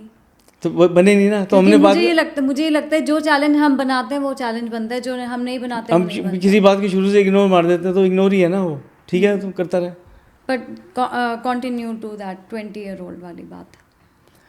तो मेरी लाइफ में कोई चैलेंजेस थे नहीं, इसलिए मैं तो जैसे हूँ, और वो मुझे दोबारा ऐसी कहीं करना है, कुछ भी करने का मन करेगा तो मैं वही करूँगा।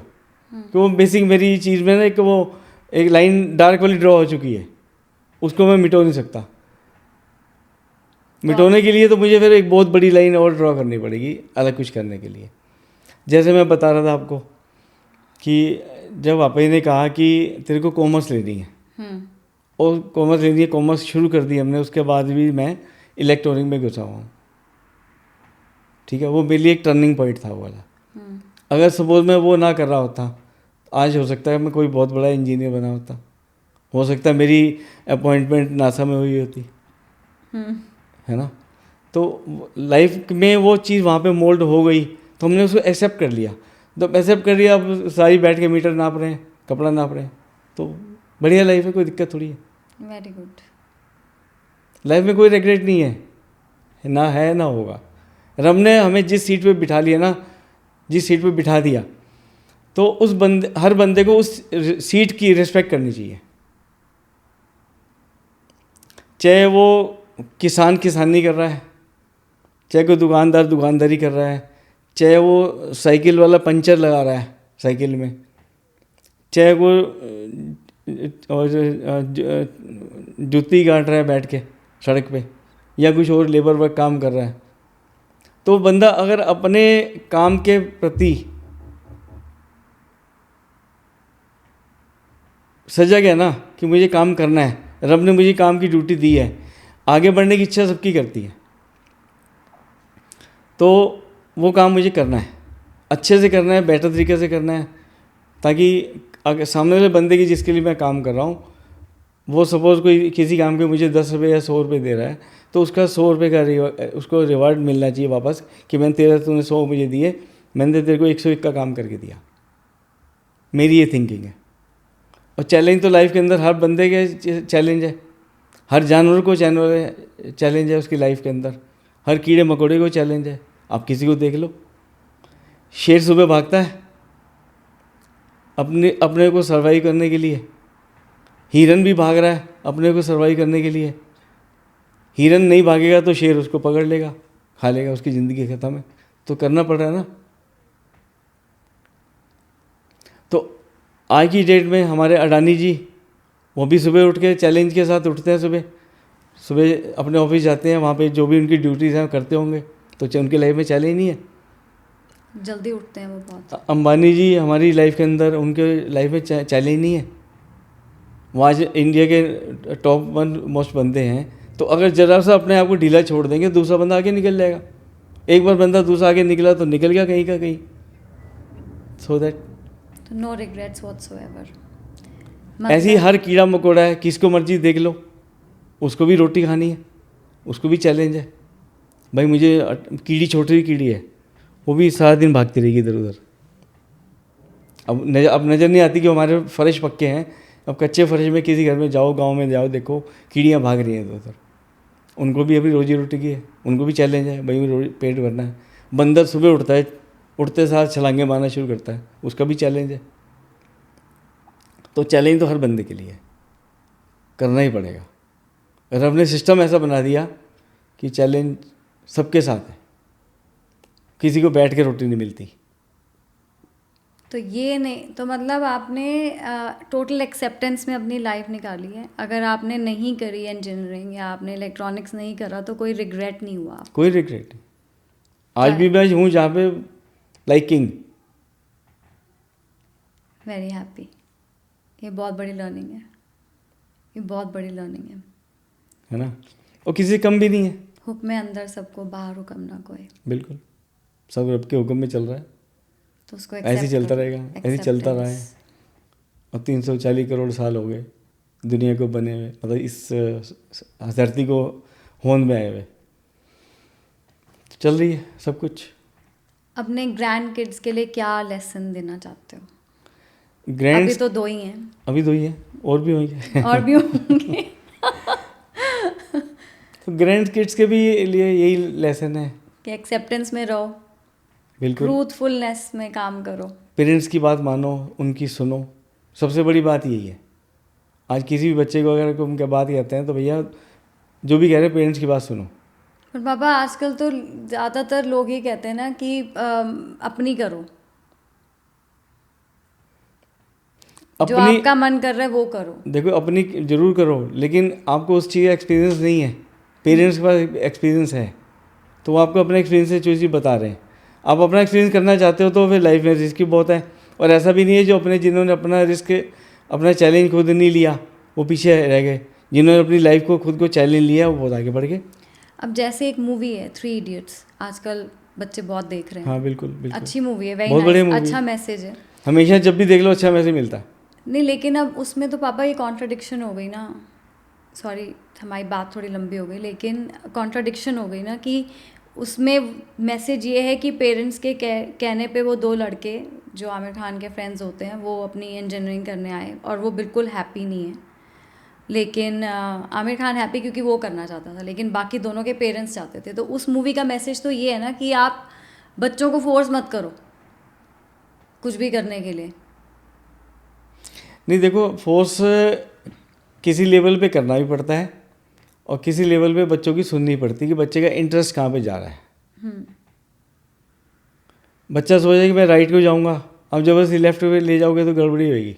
तो शायद पापा जी ने, आप अगर आपकी लाइफ का एग्जांपल लें तो शायद पापा जी ने ये सोचा होगा कि सारी फैमिली बिजनेस ही करती है, जॉइंट फैमिली थी और दूर दूर तक कोई भी जॉब में नहीं था, इलेक्ट्रॉनिक कुछ बाहर जाना भी नहीं था, आज भी नहीं है। तो शायद उन्हें यही लगता होगा कि वहाँ वो तो पूरा टोटली अनचार्टेड टेरेन है, वो कैसी, कौन करेगा वहाँ पे, गाइडेंस कौन देगा, कौन नहीं देगा, ये तो ट्राइड एंड टेस्टेड पाथ है। तो उन्होंने आपको यहाँ पे, और यहाँ पे आपको गाइडेंस मिली भी, हर जगह गाइडेंस मिली है। तो ये फ़र्क है शायद। अब देखो, मैंने 3 साल मैनेजमेंट में रहा हूँ मैं गुरु तेग बहादुर स्कूल में। तो अल्टीमेटली जो मैंने वहाँ पे ऑब्जर्व किया कि जो बच्चे माँ बाप की नहीं सुनते या माँ बाप बच्चों की तरफ देखते नहीं हैं, उन पे टाइम नहीं है। कई पेरेंट्स रहते हैं जिनको बहुत लापरवाह हैं, उसके बच्चे को क्या आ रहा है क्या नहीं आ रहा उनको कोई मतलब नहीं है। वो कहते हमने ट्यूशन लगा दी बच्चों की, अब ट्यूशन वाला जाने और बच्चा जाने, अपना जो मर्जी करें। भाई जब तक जो पेरेंट्स बच्चों को खुद नहीं देखते तो वो बच्चे या तो बहुत बिगड़ जाते हैं या वो एजुकेशन लेवल पे ऊपर ही जा पाते हैं। पेरेंट्स सपोर्ट नहीं है। तो ऐसे हैं बहुत लोग के, बहुत लोग मेरे पास आते हैं कि जी वो हमने ट्यूशन भी लगा दी फिर बच्चा फेल हो गया। भाई फेल हो गया तो भाई जो सिस्टम है, सिस्टम के हिसाब से अगर पास हो रहा है तो हो जाएगा, नहीं हो रहा तो नहीं होगा। ज़बरदस्ती किसी की बात माननी नहीं है। कि मान लो हमें किसी इतनी जिम्मेवारी वाली सीट पे बिठाया है तो किसी वजह से बिठाया गया ना मेरे को। तो कहने से मतलब ये है, एज पेरेंट्स आप इन्वॉल्व हो के अपने बच्चों को देखो कि क्या है और क्या रिसोर्सेज आपके पास अवेलेबल हैं, उस तरीके से उनको गाइड करो। Out of your ego guide मत करो उनको, उनका इंटरेस्ट देखो, उनका देखो क्या है। एंड बच्चों के लिए इसमें लर्निंग ये है कि आपके पेरेंट्स अगर आपको बोल रहे हैं तो एक बार उसको ट्राई ज़रूर करो, गिव इट अ फुल गो कि देखो क्या है। कुछ एक्सपीरियंस से ही बोल रहे होंगे आपके पेरेंट्स आप। बिल्कुल। अब देखो, एक छोटा बच्चा है, 8 साल का बच्चा है, एक 30 साल की उसकी मदर है या 35 साल का उसका फादर है, तो उनको एक्सपीरियंस तो है ही है लाइफ का, है ना। तो उतना नहीं होएगा लेकिन है, बहुत बहुत एक्सपीरियंस है। तो अपने एक्सपीरियंस के हिसाब से वो बच्चों को आगे करना चाहेंगे, बच्चे ऐसे नहीं ऐसे कर लो, ऐसे नहीं ऐसे कर लो। तो पेरेंट्स का एक्सपीरियंस बच्चों पे आना चाहिए, ज़्यादा सक्सेसनेस रहती है कि जो बच्चे पेरेंट्स की बात मान के आगे बढ़ते हैं, उनकी लाइफ बेटर होती है बच्चों की। 100%। सपोज मान लो मैं यूवी की बात करता हूँ सपोज, है ना। अब यूवी का इंटरेस्ट 2 साल पहले जब मैं आया था यहाँ पे, तो उसका मैथ में बहुत इंटरेस्ट था, बहुत इंटरेस्ट था। लेकिन आज उसका इंटरेस्ट थोड़ा चेंज है। नहीं, अभी भी है मैथ्स में, मैथ में होएगा, लेकिन आज वो जो ड्राइंग बना रहा है, क्रिएटिव है थोड़ा। अब क्रिएशन आगे उसके अंदर बढ़ गई, है ना। तो वो जो आज की चेंजेस है तो बहुत डिफरेंस है 2 साल में, 2 साल के बाद बहुत फ़र्क है। तो ऐसे ही बच्चे को, बच्चा क्या कर रहा है, पेरेंट्स को देखना उनका ज़रूरी है, इग्नोर मारना ज़रूरी नहीं है कि इग्नोर मारो, बच्चा जो मर्जी करता रहे, ऐसा नहीं है। उसका इंटरेस्ट जिस तरफ जा रहा है, पेरेंट्स को चाहिए कि उसका इंटरेस्ट की तरफ ध्यान रखें कि इंटरेस्ट कहाँ जा रहा है, इंटरेस्ट के हिसाब से काम उसको कराएं, तो उसको ज़्यादा सक्सेस मिलेगी। बच्चे ज़्यादा सक्सेस होंगे जो पेरेंट्स ध्यान रखेंगे इस बात का कि बच्चा किस साइड जा रहा है। कोई ऐसी बात जो लोगों को नहीं पता आपके बारे में, आप बताना चाहते हो? मेरी या आपको बात, लगता है कि कुछ ऐसी, वैसे तो मुझे लगता है आपकी लाइफ बहुत ट्रांसपेरेंट है। मेरी जो लाइफ है एक खुली किताब की तरह से, बहुत ट्रांसपेरेंट है, मुझे पता है। तो मेरे मन में कुछ ऐसा उल्टा सीधा चलता नहीं है, जो चल रहा है वो सबको। नहीं, ऐसे चलने की बात नहीं है, लेकिन कोई ऐसी आपकी पर्सनालिटी ट्रेट जो लोगों को नहीं पता कि आप ऐसे भी हो सकते हो। ये जैसे इलेक्ट्रॉनिक्स वाली बात तो बहुत लोगों को नहीं पता होगी, आज पता लग गई। क्या आपका इलेक्ट्रॉनिक्स में बहुत ज़्यादा इंटरेस्ट था? ऐसी कोई बात जो नहीं पता लोगों को, या बहुत लोगों को, मेजॉरिटी लोगों को नहीं पता। अब मेरे ख्याल से ऐसी कोई बात नहीं होगी जो लोगों को नहीं पता होगी। सिंपल लिविंग यही है। खाना, मेरे को देसी खाना पसंद है, जो भी घर का बना हुआ है ना। फ़िलहाल थोड़ी मुझे उसके अंदर किसी चीज़ के अंदर प्रॉब्लम है, तो खाने में वाइज जो है वो मेरे को घर का बना पसंद है। होटल पे जाना आना, इधर उधर खाना उल्टा मेरे को भी नहीं पसंद। मेरे को चाहे अजवाइन की रोटी मिल जाए, अचार के साथ खा लूँगा, वो बढ़िया है। Simple living, high thinking, best है मेरे ये लिए। सुन के बड़े हुए मैं।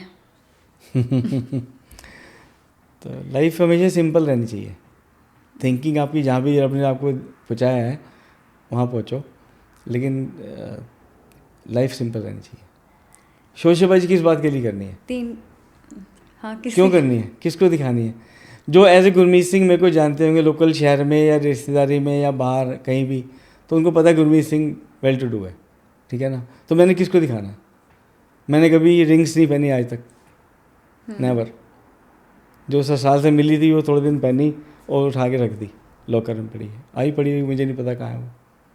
उसके बाद ना मैंने कभी बनवाई, ना इंटरेस्ट है, ना कभी पहनी। सिंपली एक लोहे का कड़ा होता है, ये पहना हुआ बस, दैट्स, ये गुरु साहब की बख्शिश है, ये पहना हुआ है। हमारा रिलीजन हमें हर एक एक पल सिखाता है कि आपने क्या करना है, क्या नहीं करना, क्या अच्छा करना है, क्या बुरा करना है। बुरे के लिए गुरु साहब ने कड़ा दिया ना हमारे हाथ में कि आपने कुछ भी चीज़ आपके करोगे आपके सामने हाथ में आ जाएगी यार, रिस्ट्रिक्शन है, नहीं करना। तो ऐसे ही होता है। 3 कोई मतलब बेसिक, जो आपने अभी हमने इतनी सारी कॉन्वर्सेशन करी, उसकी 3 आप मेरे को 3 शिक्षा, 3 लर्निंग्स जो हम आज के यूथ को देना चाहते हैं या जो आने वाली जनरेशन्स को हम देना चाहते हैं। सबसे पहली तो बात एक आती है कि ग्रेटिट्यूड, रब के प्रति ग्रेटिट्यूड। रब ने आपको जहाँ रखा है, जिस लेवल पे रखा हुआ है, उसका शुक्र होना चाहिए। क्योंकि अगर नीचे देखते हैं तो करोड़ों लोग नीचे हैं, करोड़ों, जो हमारे से नीचे लेवल पे। हम कहाँ पे हैं? मतलब ऑलमोस्ट टॉप पे। पहले 150 लोगों में गिनती नहीं होगी हमारी, डेफिनेटली लाखों में आ जाएंगे, लेकिन पब्लिक तो करोड़ों में है, तो हम बहुत ऊँचे हैं, है ना। और बच्चों के लिए कहना ये है कि बच्चे अपने माँ बाप की बात सुने, उनको माँ बाप को फॉलो करें कि पेरेंट्स क्या कर रहे हैं हमारे। जो पेरेंट्स, हर टाइप के पेरेंट्स भी हैं इसके अंदर, ठीक है ना, उनको फॉलो करें पेरेंट्स। और तीसरी बात आ जाती है साथ में कि आप कि सच का साथ दो। किसी भी बात के लिए सच का साथ देना ज़रूरी है। आप तो को लगता है कि आपके फ्रेंड सर्कल में कोई बंदा गलत है, बेशक इग्नोर मार दो, सच का साथ दो। कोई बाहर का बंदा आपको लगता है ये सही है, उसका साथ दे दो कि वो सच के साथ खड़ा है। हमारे अंदर भी रब ने जो सिस्टम बनाया, रब का सिस्टम जो हमारी एक हर बंदे के बॉडी के अंदर चल रहा है, वो सच के साथ जुड़ा हुआ है। अगर सामने से हम रब को मानते हैं कि रब है, तो सामने वाला भी रब है और हम भी रब हैं। और अच्छे कर्म करने के लिए रब में आके किसी न किसी को भेज देता है। तो वो जो एक सिस्टम रब का बना हुआ है कि सच का साथ दो, अपने माँ बाप की सुनो, मानो और रब को याद रखो। कुछ नहीं बिगड़ने का आपकी ज़िंदगी में कभी भी, never. Thank you. Thank you. Okay, conversation यहाँ पे ख़त्म करनी पड़ेगी लेकिन जब दोबारा मौका मिलेगा। एक्चुअली इस बार ना मैं जब घर से चला तो मैं सोच के आया था कि मेरे को ना एक रिची इतने तो पॉडकास्ट बनाती रहती है, तो मेरा नहीं कभी उसने किया। तो आगे मुझे लगा कि एक मेरा जो है ऑलरेडी आपने तैयारी कर रखी है, मेरे को पापा के साथ पॉडकास्ट करना है। तो बहुत मज़ा आया। ये मैंने सीरीज़ शुरू करनी थी और मेरे को सीरीज़ शुरू करने का आइडिया आया 2 महीने पहले, फिर आपका प्लान बन गया आने का। तो मैंने सोचा जो मैं ये सीरीज़ शुरू करूँगी, विजडम की सीरीज़, ये मैं आपसे ही शुरू करूँगी।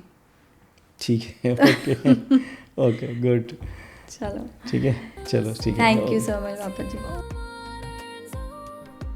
थैंक यू फ्रेंड्स, इस जर्नी में साथ देने के लिए। अगर ये वीडियो पसंद आया है तो लाइक और सब्सक्राइब ज़रूर करें और बाकी एपिसोड्स को भी चेकआउट करें।